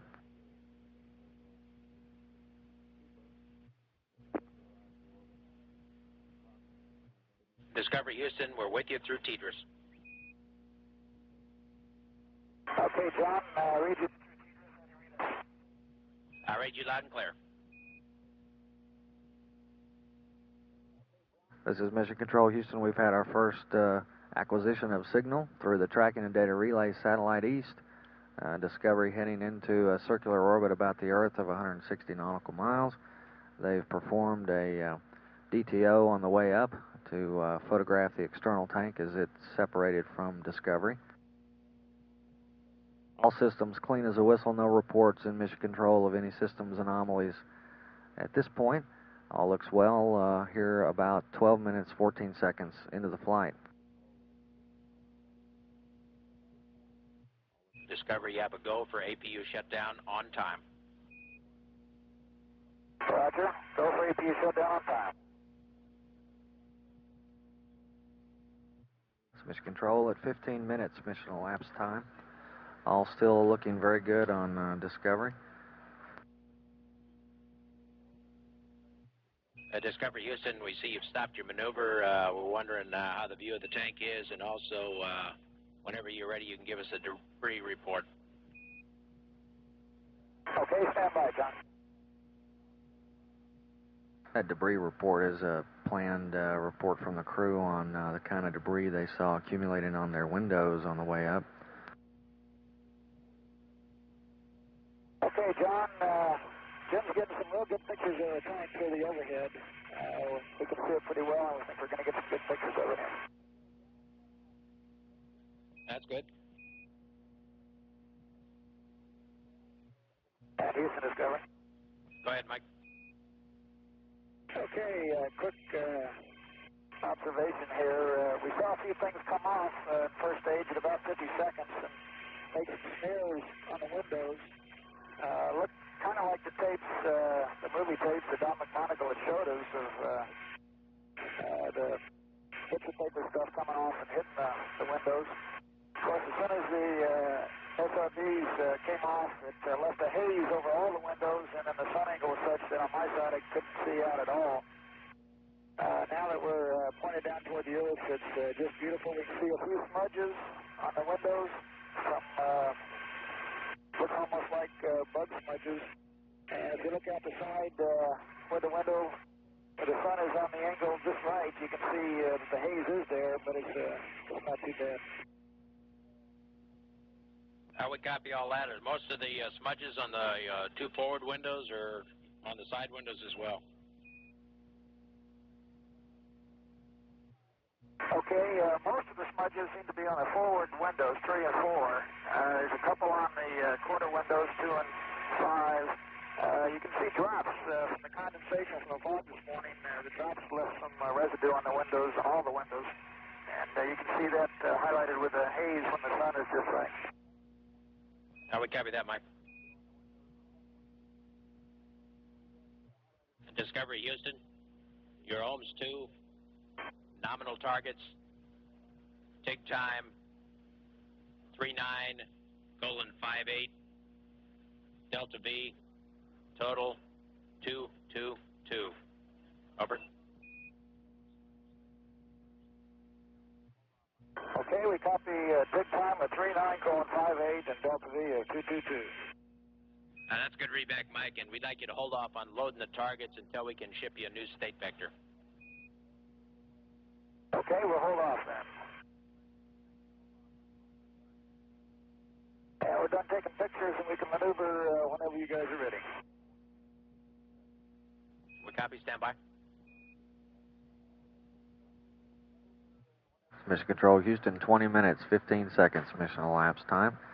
While speaking to us about his observations of some of the smudging on the forward windows of the orbiter, Mike Coates also was overseeing the successful shutdown of the auxiliary power units. The crew... Discovery, your state vector is coming up now. Okay, John. Crew also was watching through the overhead windows of Discovery as the external tank that helped carry them into orbit was passing ahead of and below them on its way to re-entry over the Indian Ocean. The goal of the maneuver they did just after MECO was to take pictures of the external tank. There's been some interest in that, as well as the amount of debris and smudging that accumulates on the forward windows, given some problems that were encountered on the launch of STS-29 and the loss of some tiles during that ascent. The guidance officer currently is updating the inertial platform of Discovery. New state vector has been loaded. Discovery, your state vector's on board. You have a go to load your targets and maneuver to attitude. Roger, John. Crew now has been given a go, and they are making inputs to the general purpose computers, setting up certain items and executions within the computer system to set up for the circularization burn, OHMS 2, that will take place at a mission elapsed time of 39 minutes 58 seconds. The delta V, or change in velocity, will be 222 feet per second, and that will circularize their orbit at about 160 nautical miles. And we have a report that Discovery is now moving again, maneuvering to the attitude sufficient for the orbital maneuvering burn.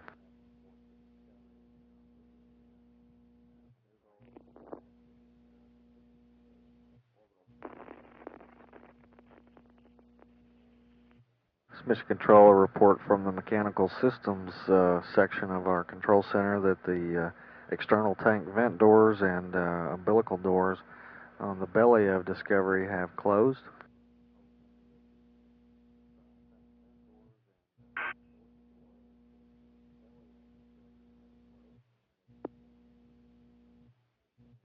At Discovery Houston, for Mike, we'll be watching you for most of the burn, and then we'll lose you shortly after, and we'll be picking you up through Tidris West at approximately MET of 5-1. Roger, John. Mission Control Houston, we're standing by for the orbital maneuvering system number 2 burn in about a minute and 55 seconds, all smooth and nominal aboard Discovery. Propulsion Systems Officer has reported that OHMS engines are at the proper pressures. Mission Control, the OHMS 2 burn has begun. All looks well at the moment. This burn will give a delta V, or change in velocity, to the Discovery of 222 feet per second, and will circularize our orbit at about 160 nautical miles.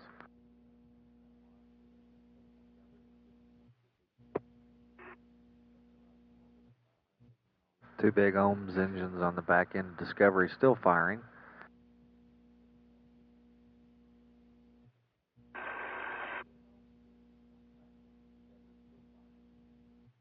Mission Control Houston. Discovery Houston, we watched you through the burn. We got about 40 seconds left. If you get to SM Ops 2 before we pick you up through Tidris West, you can expect that you may get a fuel cell water relief line temp message. If you do, No action required at this time. We copy, John. Mission Control, Houston, Discovery shortly will pass out of range of the tracking and data relay satellite. She's now just east of Madagascar over the Indian Ocean, about to go through the short dropout and coverage between the two TDRA satellites. The ohms burn completed on time as scheduled. All looked well with that system. As the crew's going over the hill, Capcom J.O. Creighton with a heads up to them that they might expect to get a computer master alarm. That's due to the software mode that they're in now. The current ops program has a limit on it for a certain water line temperature. Rather than change that limit, they're going to just let the alarm ring, turn it off, and then they'll go to another major mode in the computer system, and there will be no impact. Mission elapsed time now 44 minutes 15 seconds. This is Mission Control, Houston. This is Mission Control, Houston, upcoming at 11 a.m. Eastern, 10 a.m. Central, a press conference originating from the Kennedy Space Center, and that will be held in the grandstands near the press site at 11 a.m. Eastern.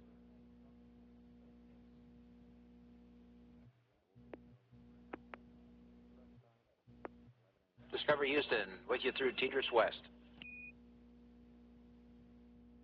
Ridge 1 clear through TDRS West. And Mike, if you got a second, I got a couple of flight notes for you. Okay, go ahead. Okay, first, as we talked about yesterday, we want you to plug DS470 into MO13Q BICE A11. And second, okay, if you can get it set up, we'd like you to try and record on TV, on the VTR, the payload bay door opening, and we recommend that you use payload bay camera Delta because it's wide angle color. We do not want you to use camera Charlie.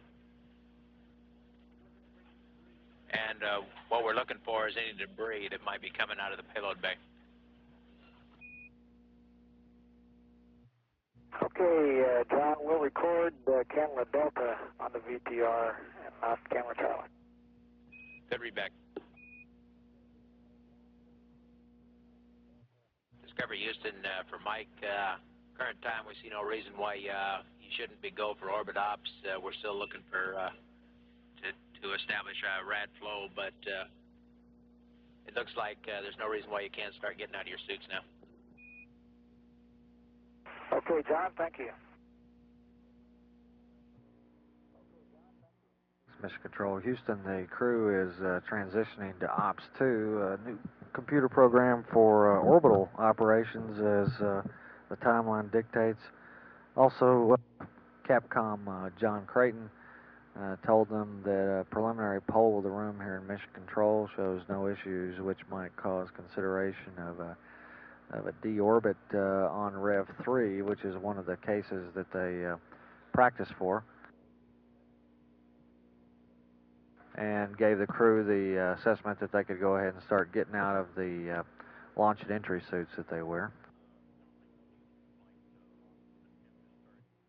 One square remaining to be filled is the need of the ECOM officer to see some flow through at least one freon loop for the radiator system. That's just a requirement that he has to see that telemetry and see that the system is healthy before he can certify a capability for on-orbit ops, and we're almost to the point where we would expect to be seeing that.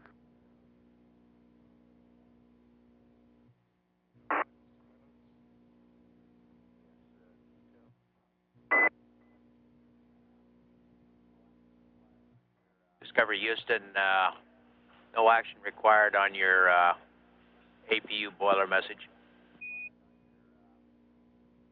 Roger, John.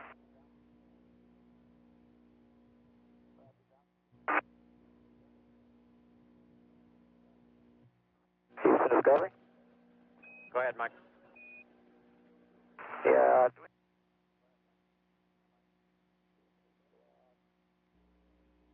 Stand by. Mike, you got to go for that. Roger. Discovery Houston, for Mike, you have a go for payload bay door opening when you get to attitude. Roger.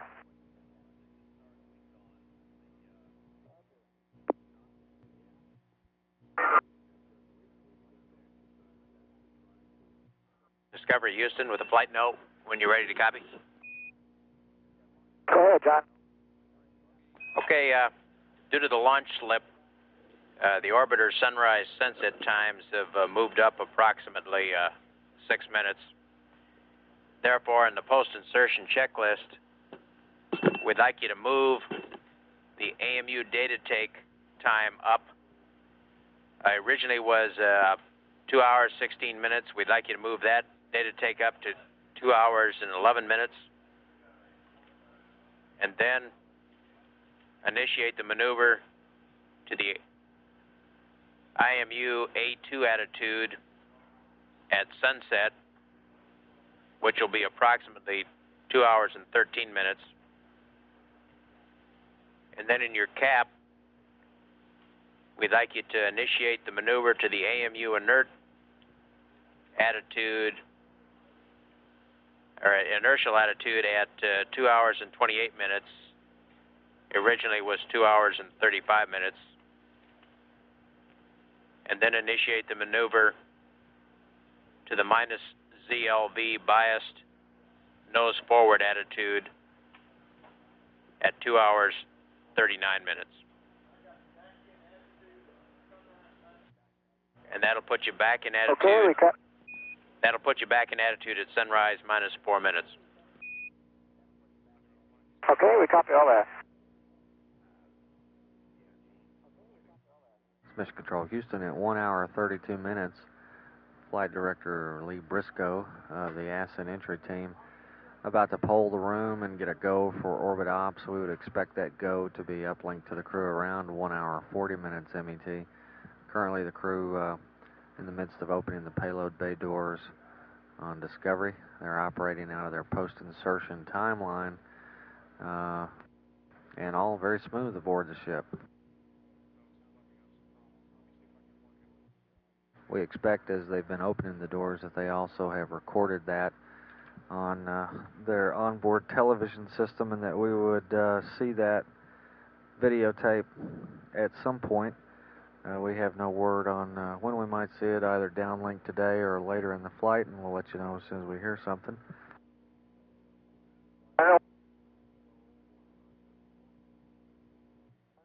Mission Control, 1 hour 34 minutes mission elapsed time.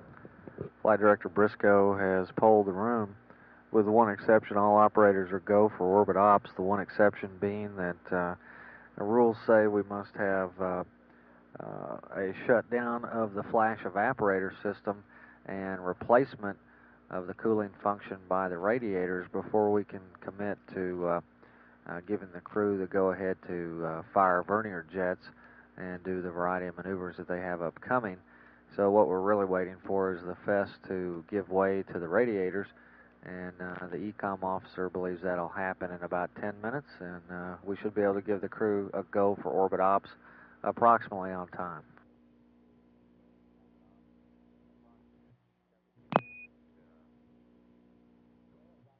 Discovery Houston. Go ahead, John. Got a flight note for you concerning the Chromex experiment. Go ahead. Okay, in order to for the Chromex to receive power in 5 hours from the power cutoff time, it needs to be powered on by an MET of 1 hour 42 minutes. To satisfy this desire, we'd like you to execute the Chromex procedure in Block 9 of the mid-deck config.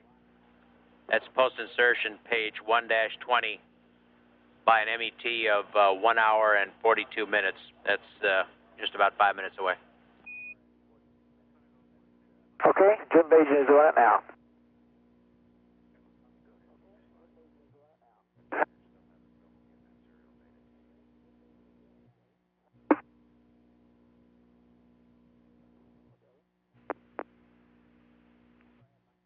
Houston is going. Go ahead, Mike.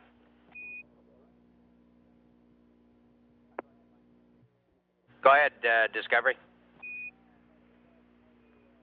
Yeah, John, it seems like a fitting time as we're passing over Florida and Mila again to tell some of the main engine people that did such a good job getting our engines in shape here. I'd like to thank some of the lead technicians, Neil Hicks, Darwin Westbrook, George Schramm, and Charlie Adams. And I asked them to pass on to their people, well done from all of us. We sure appreciate the good work they did to get the engines in shape and ready to go. They sure worked well. Okay, appreciate those kind words, and we'll make sure those folks hear about it.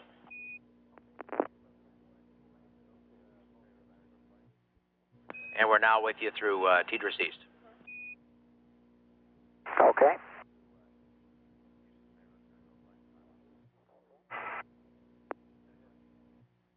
And Houston Discovery. Go ahead. Yeah, John, we officially go for orbit ops now. We've been sitting here watching the ready air controller temps come down, and we're waiting to turn off the high load evap, and then we'll give you a go. Okay, we're watching that too. And Discovery, you now have a go to turn off the high loads, turn on the verniers, and then you'll have, assuming that's successful, you got to go for orbit ops. Okay, high load is off, and we're turning the verniers on.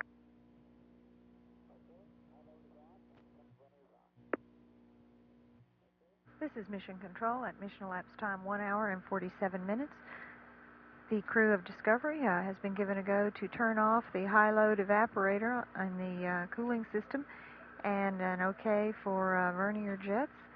If those two things are successful, then, which we expect them to be, they will be go for orbit operations. Houston Discovery. Go ahead. Okay, John, are we go to do the actuator engagement? Stand by. You got to go for that. Roger. And Houston Discovery, John, just to let you hear from another voice up here, we're about 30 seconds from starting the actuator engagement, just so you can crank up your recorders. Okay, appreciate the heads up, and we're watching. And Houston Discovery, on R1, you fell off. Go ahead, John. Yeah, we've looked at the pocket, John, and done through blocks 1, 3, and 6 on page 10-10, and we're holding there.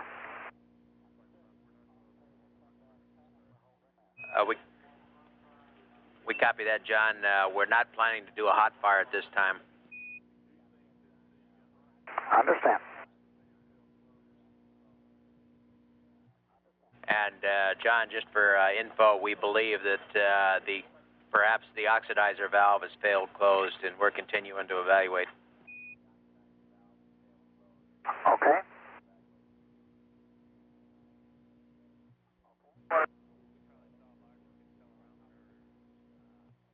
Houston Discovery. Go ahead. Yeah, John, the actuator is engaged, minute 32 seconds, and the adventure continues. Roger. This is Mission Control. The post-orbit insertion summary timeline activities are going perfectly well. There are no systems problems reported aboard Discovery right now, following a near-picture perfect ascent. The crew is working on through their checklist, including clothing configuration, which is removing their launch and entry pressure suits. Then they will be configuring the cabin for on-orbit operations. putting in place the checklists and procedures they need, and stowing the mission specialist seats. This is Mission Control. Discovery Houston, we see your cryo H2 press message. We don't see anything that could have caused it. It must have been some kind of a transient condition. No action required. Okay, John, looks like we got down arrow on tank set 4 for some reason. May have given it, we're not sure. Copy that.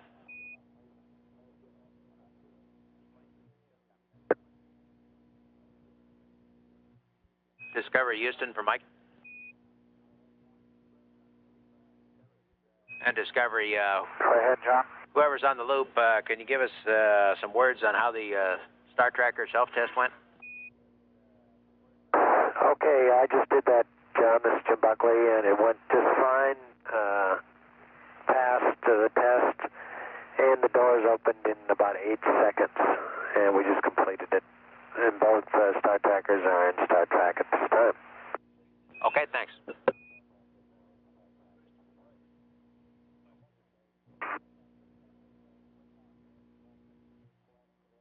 Houston, Discovery, which IMU would you like us to deselect for the IMU data tank? Stand by. Discovery, we'd like you to deselect IMU 3. Okay, we'll deselect 3, John. And Houston, from Discovery, I have the MET for the IMU data tank if you want it. Okay, we're ready to copy. 2 hours, 11 minutes, 15 seconds. 2 hours, 11 minutes, 15 seconds. That's correct. Discovery Houston. Go ahead, John. Well, you beat us to it. I was going to tell you that we had been seeing some funnies on the H2 Tank 3 pressure profile, and we were going to tell you to turn off the heaters for Tank 3, but you just did it, we say. Roger that. Discovery Houston, we're about to go LOS here in about 1 minute and 30 seconds. We'll be back with you at 2 hours, 26 minutes MET. And we'd like you to turn FES Alpha back on for a while. Okay, we got FES Alpha back on. We'll see you at 26.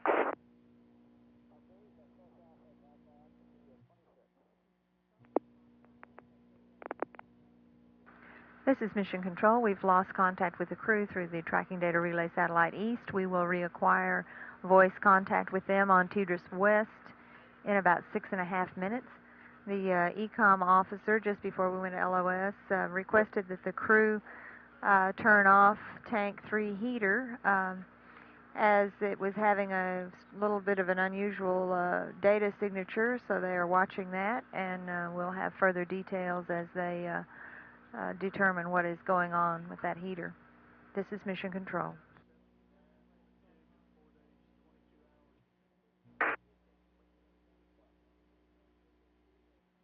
Discovery Houston with you through TDRS West.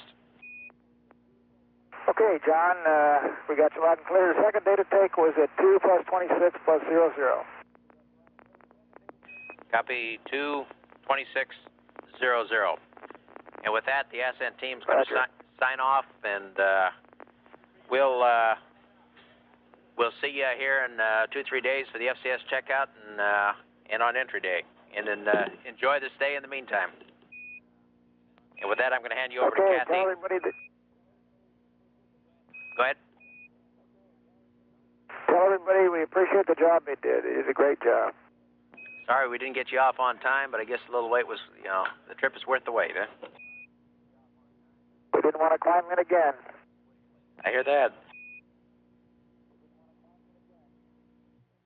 This is Mission Control. The Ascent Flight Control team is in the process of leaving Mission Control.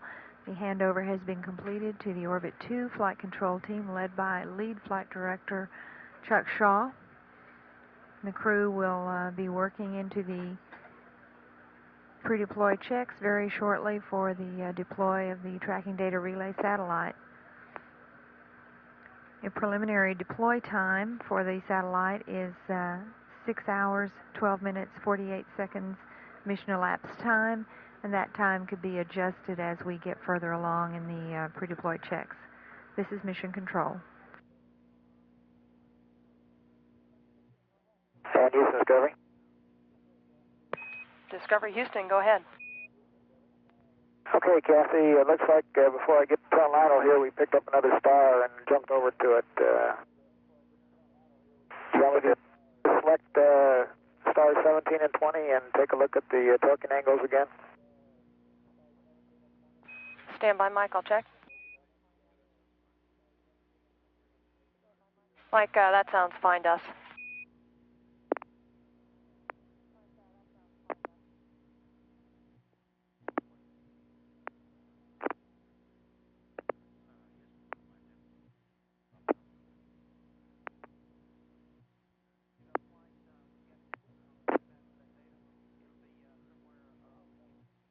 Discovery Houston. Go ahead, Kathy. Yeah, Mike, if someone's available back in the aft starboard side, we'd like to check a couple of channels on the R13 caution warning memory panel. This is part of troubleshooting the cryo H2 pressure message that you got earlier. Stand by.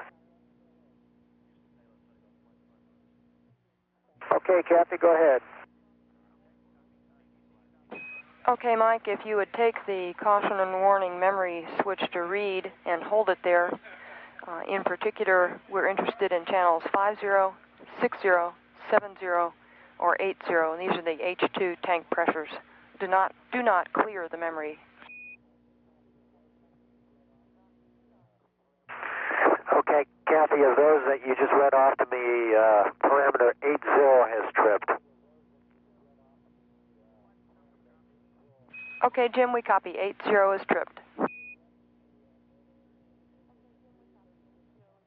Okay, Kathy, the third AMU data take was at 2:36:20. I copy data take 3 at 2:36:20. And do you have the IMU torquing angles down there? Do you want me to read them off to you? We've got the angles, Mike. Thank you. Okay, you go to align the IMUs. Stand by.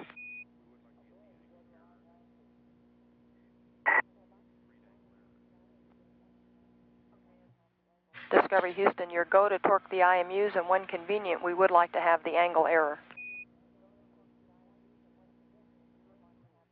Okay, Kathy, the angle error was .03, and we're starting the IMU line at 2:37:24. I copy, Mike.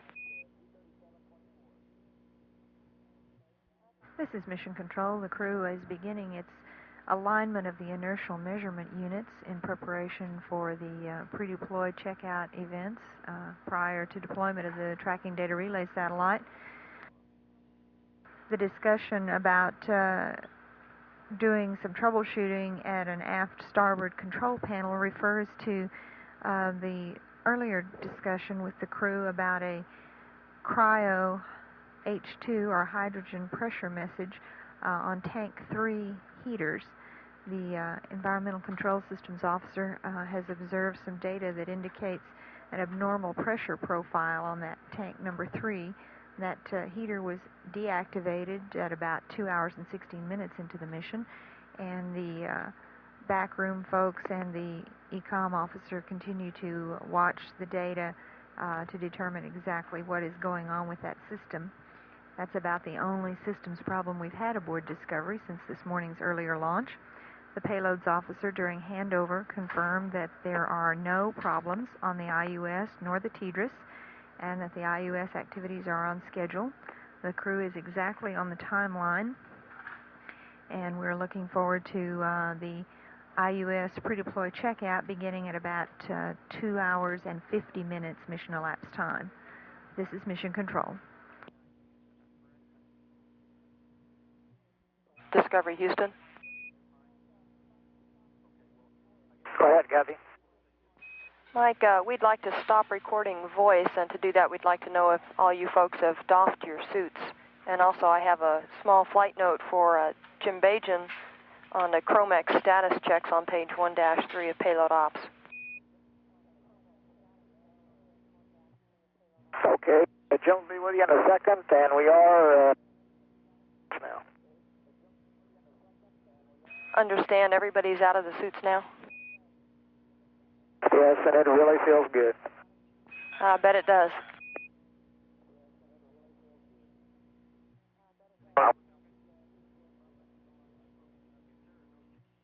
Hey, Kathy, this is Jim. I'm ready to go on Chromex notes.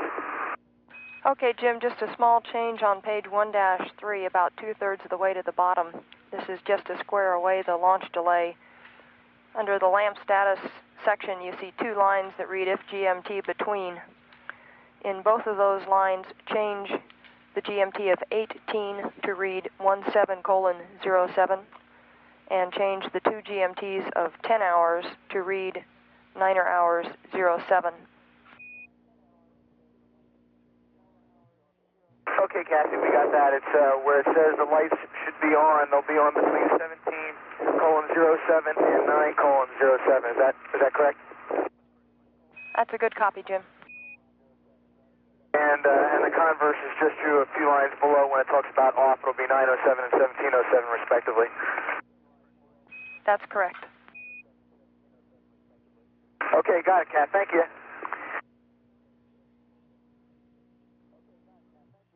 This is Mission Control. Those small changes to the checklist for the Chromex mid-deck experiment called up to Mission Specialist Jim Bajan.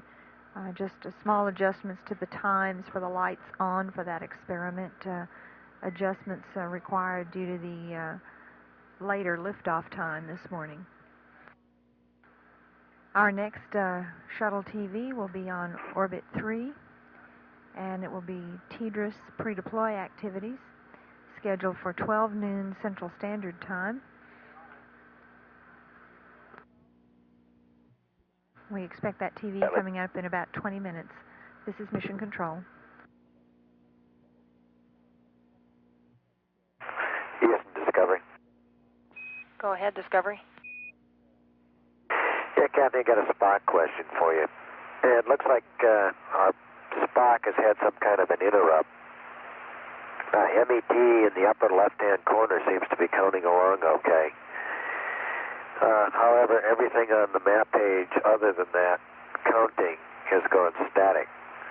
And I also have a message underneath the MET, which is counting okay. The message says divide by 0, interrupt near 0242:60 Bravo 1. And underneath that another message, grid OS exception :001 Delta. What I think I'd like to do is go ahead and power it down and then reboot it and get the thing started again. Okay, Jim, let me read back the indications I think I got from you, make sure we have them correct. The MET field in the upper left-hand corner is counting, but all other counters are static. You have a message below the MET that says divide by 0, interrupt 0242:60 Bravo 1, and beneath that grid OS exception :001 Delta. Good. That's a good readback. Okay, stand by 1. And Houston Discovery? Go ahead, Discovery. Okay, Kathy, last MU data take was at 246:00. 246:00, thank you, Mike. Now we're going to reselect the IMU. Roger that. Discovery Houston for Jim. Go ahead. That's right, I'm going to have to decide how to call you guys Jim. You are go to reboot the Spock, Jim. Okay.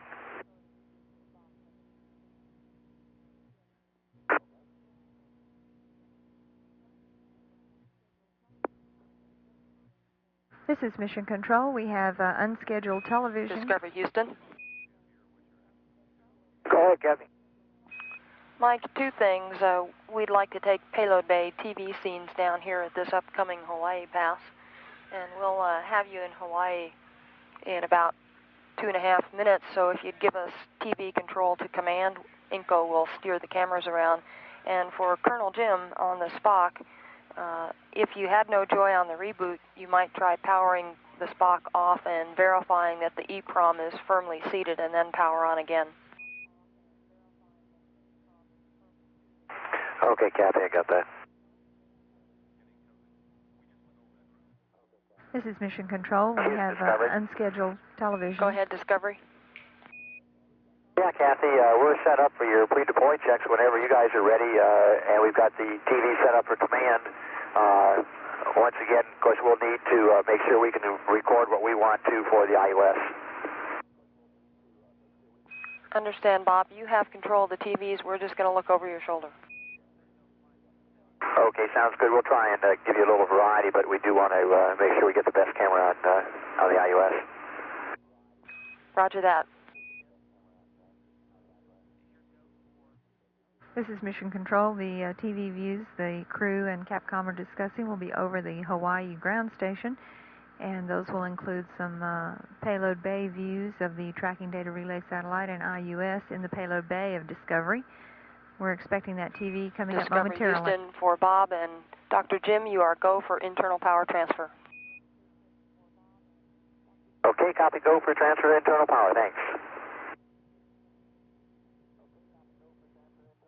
And Discovery, we're receiving Payload Bay TV now.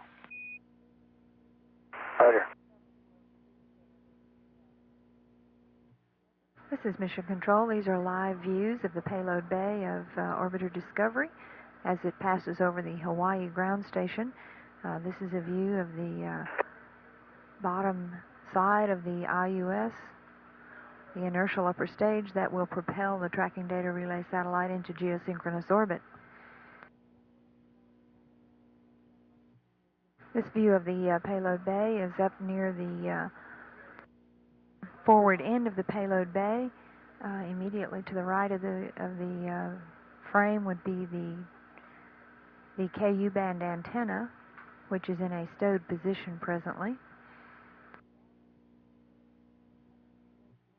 And here we see the starboard edge up near the forward section of the Payload Bay, and a portion of the share, the heat advanced radiator experiment, a test bed study for the space station program.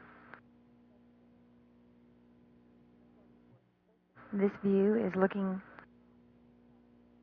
down toward the end of the Payload Bay at the top of the Tracking Data Relay Satellite in its stowed position in the Payload Bay. Here's Discovery. Go ahead, Discovery. Okay, Kathy, we're on internal power, standing by for your go for the pre-deploy check. Roger, Bob, you are go for pre-deploy checkout. Roger, thank you. This is Mission Control. The crew has received go to begin the IUS pre-deploy checkouts. They are a little bit ahead of the timeline, and were given the go a few minutes ago to transfer to internal power. This is the first pre-deploy checkout in a series of several that are conducted prior to the deploy of the satellite. The preliminary deploy time for the TDRS-D satellite is at 6 hours, 12 minutes, 48 seconds mission elapsed time. That time may be adjusted shortly, slightly, as we get farther along in the checks.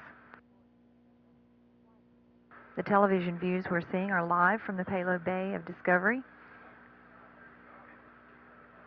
And we can see the aft section of the inertial upper stage moving in response to those commands being sent from the Sunnyvale ground station.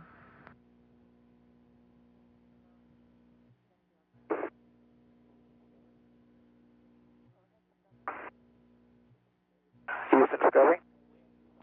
Go ahead, Discovery. Okay, Kathy, we're doing a PCS config and Per the checklist, our cabin pressure is showing 15.0 on both the CRT and the overhead meter. I copy that, Mike. And Discovery for Bob and Jim, Sunnyvale confirms a good pre-deploy checkout. Your go with the procedures.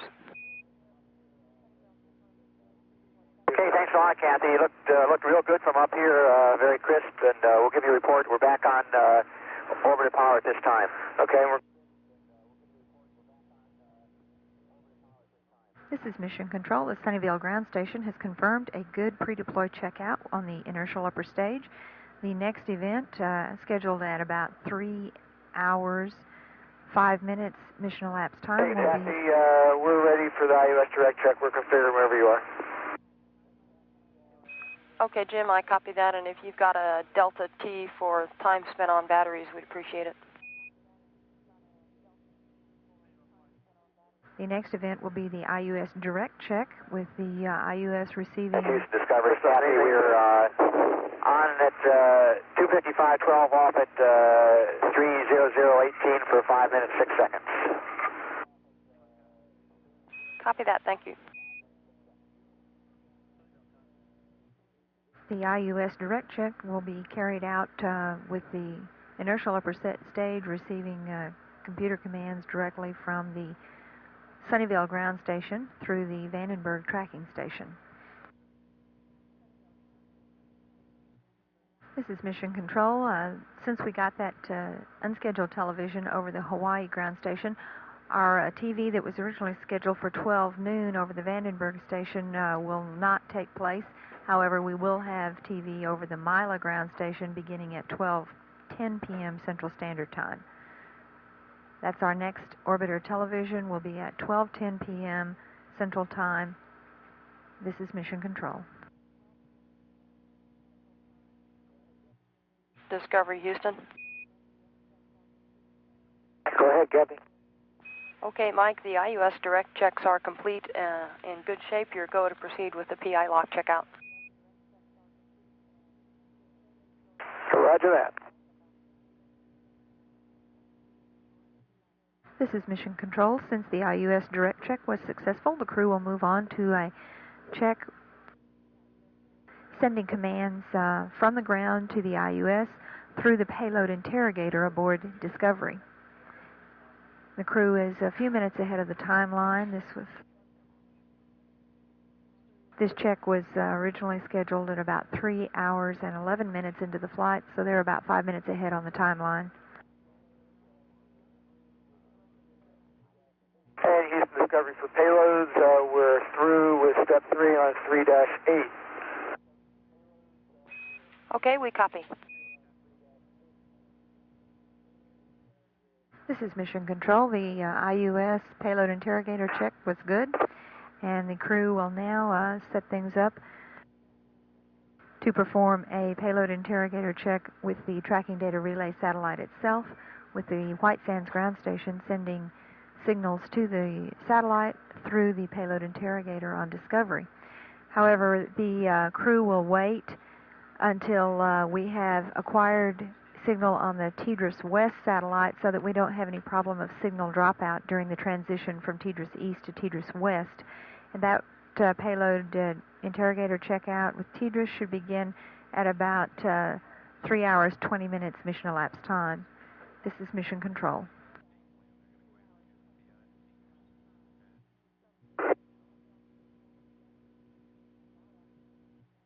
Discovery, Houston, we're looking over your shoulder again with TV through Mila. And just to clarify for Jim and Bob, their go to proceed with the TDRS PI configurations on page 3-9. We're going to hold off on the commanding until we've handed over to TDRS East to ensure continuous link for the TDRS folks. Okay, Kathy, we copy that. We've got the TDRS PI set up and work. Roger that, Bob.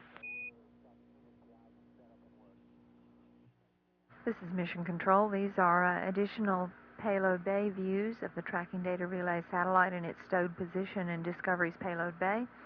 And the TV is coming to us from Discovery over the Merritt Island ground station. Discovery Houston, we've temporarily lost data through TDRS. We have you UHF through Mila. Roger, Houston.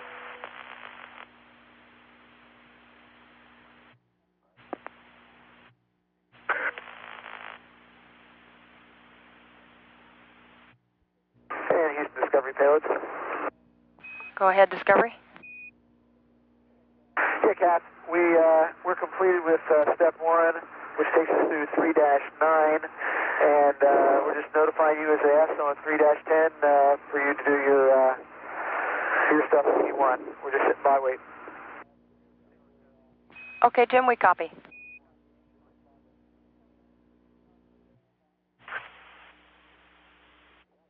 Discovery Houston's with you on TDRS East now. Can't hear you loud and clear. Got you the same.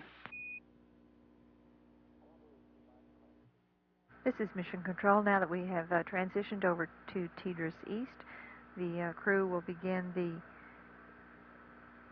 tracking data relay satellite payload interrogator check.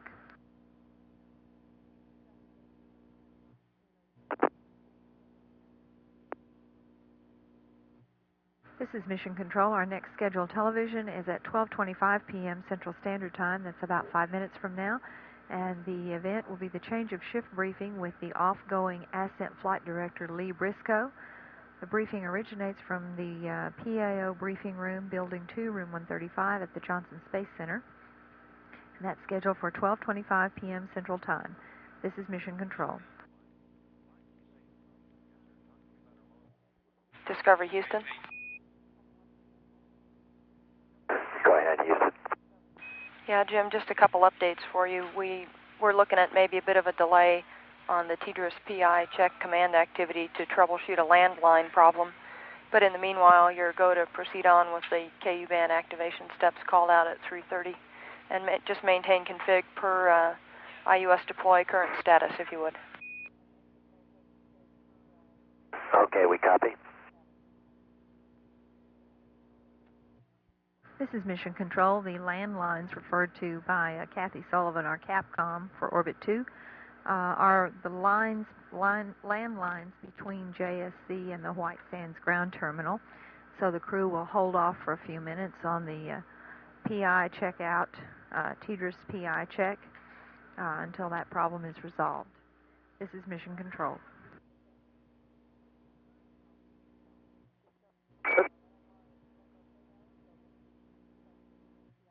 Discovery Houston, our landlines look okay now, so we'll be starting the TDRS PI check shortly.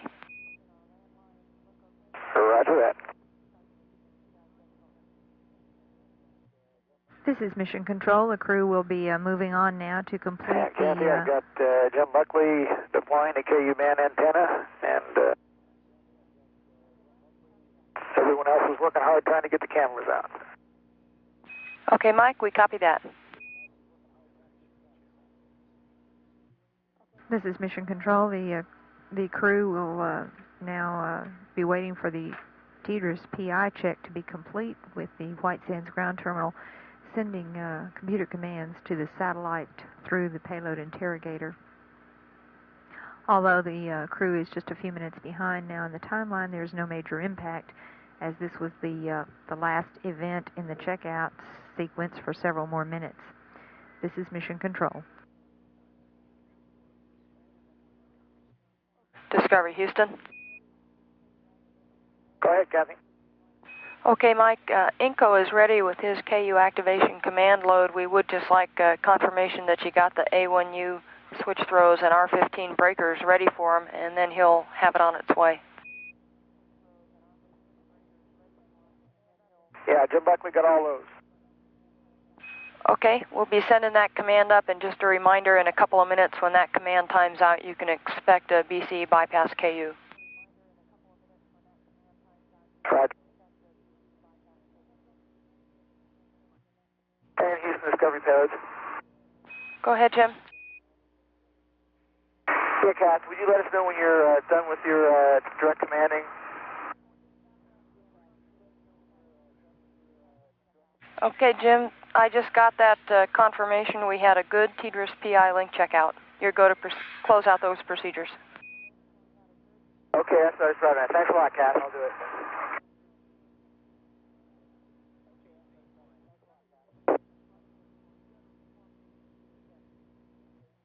Discovery Houston with a question for whoever performed the mid-deck switch configuration in post-insertion. What do you need, Gabby? Yeah, Mike, we're still chewing on this problem with that generated your Cryo H2 message a while back. That was a Tank 4 pressure reducer that you showed tripped on R13. We're wondering if in the mid-deck switch list, the Tank 4 cryo controller, H2 Tank 4 cryo controller circuit breaker down on ML86 Bravo might have gotten cycled.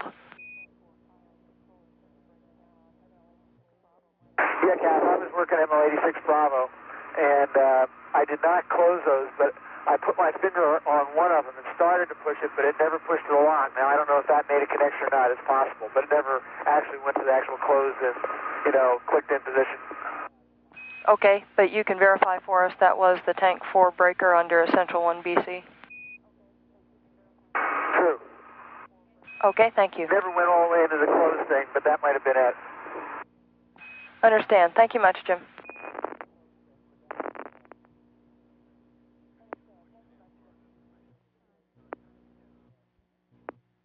This is Mission Control at Mission Elapsed Time 3 hours and 41 minutes. The next TV event will be a replay of payload bay views, pre-deploy activities, and that replay is scheduled for 1 p.m. Central Time. The TV included views of the payload bay of Discovery from the Hawaii and the Merritt Island ground stations. And once again, that is scheduled to be replayed at 1 p.m. Central Time. This is Mission Control.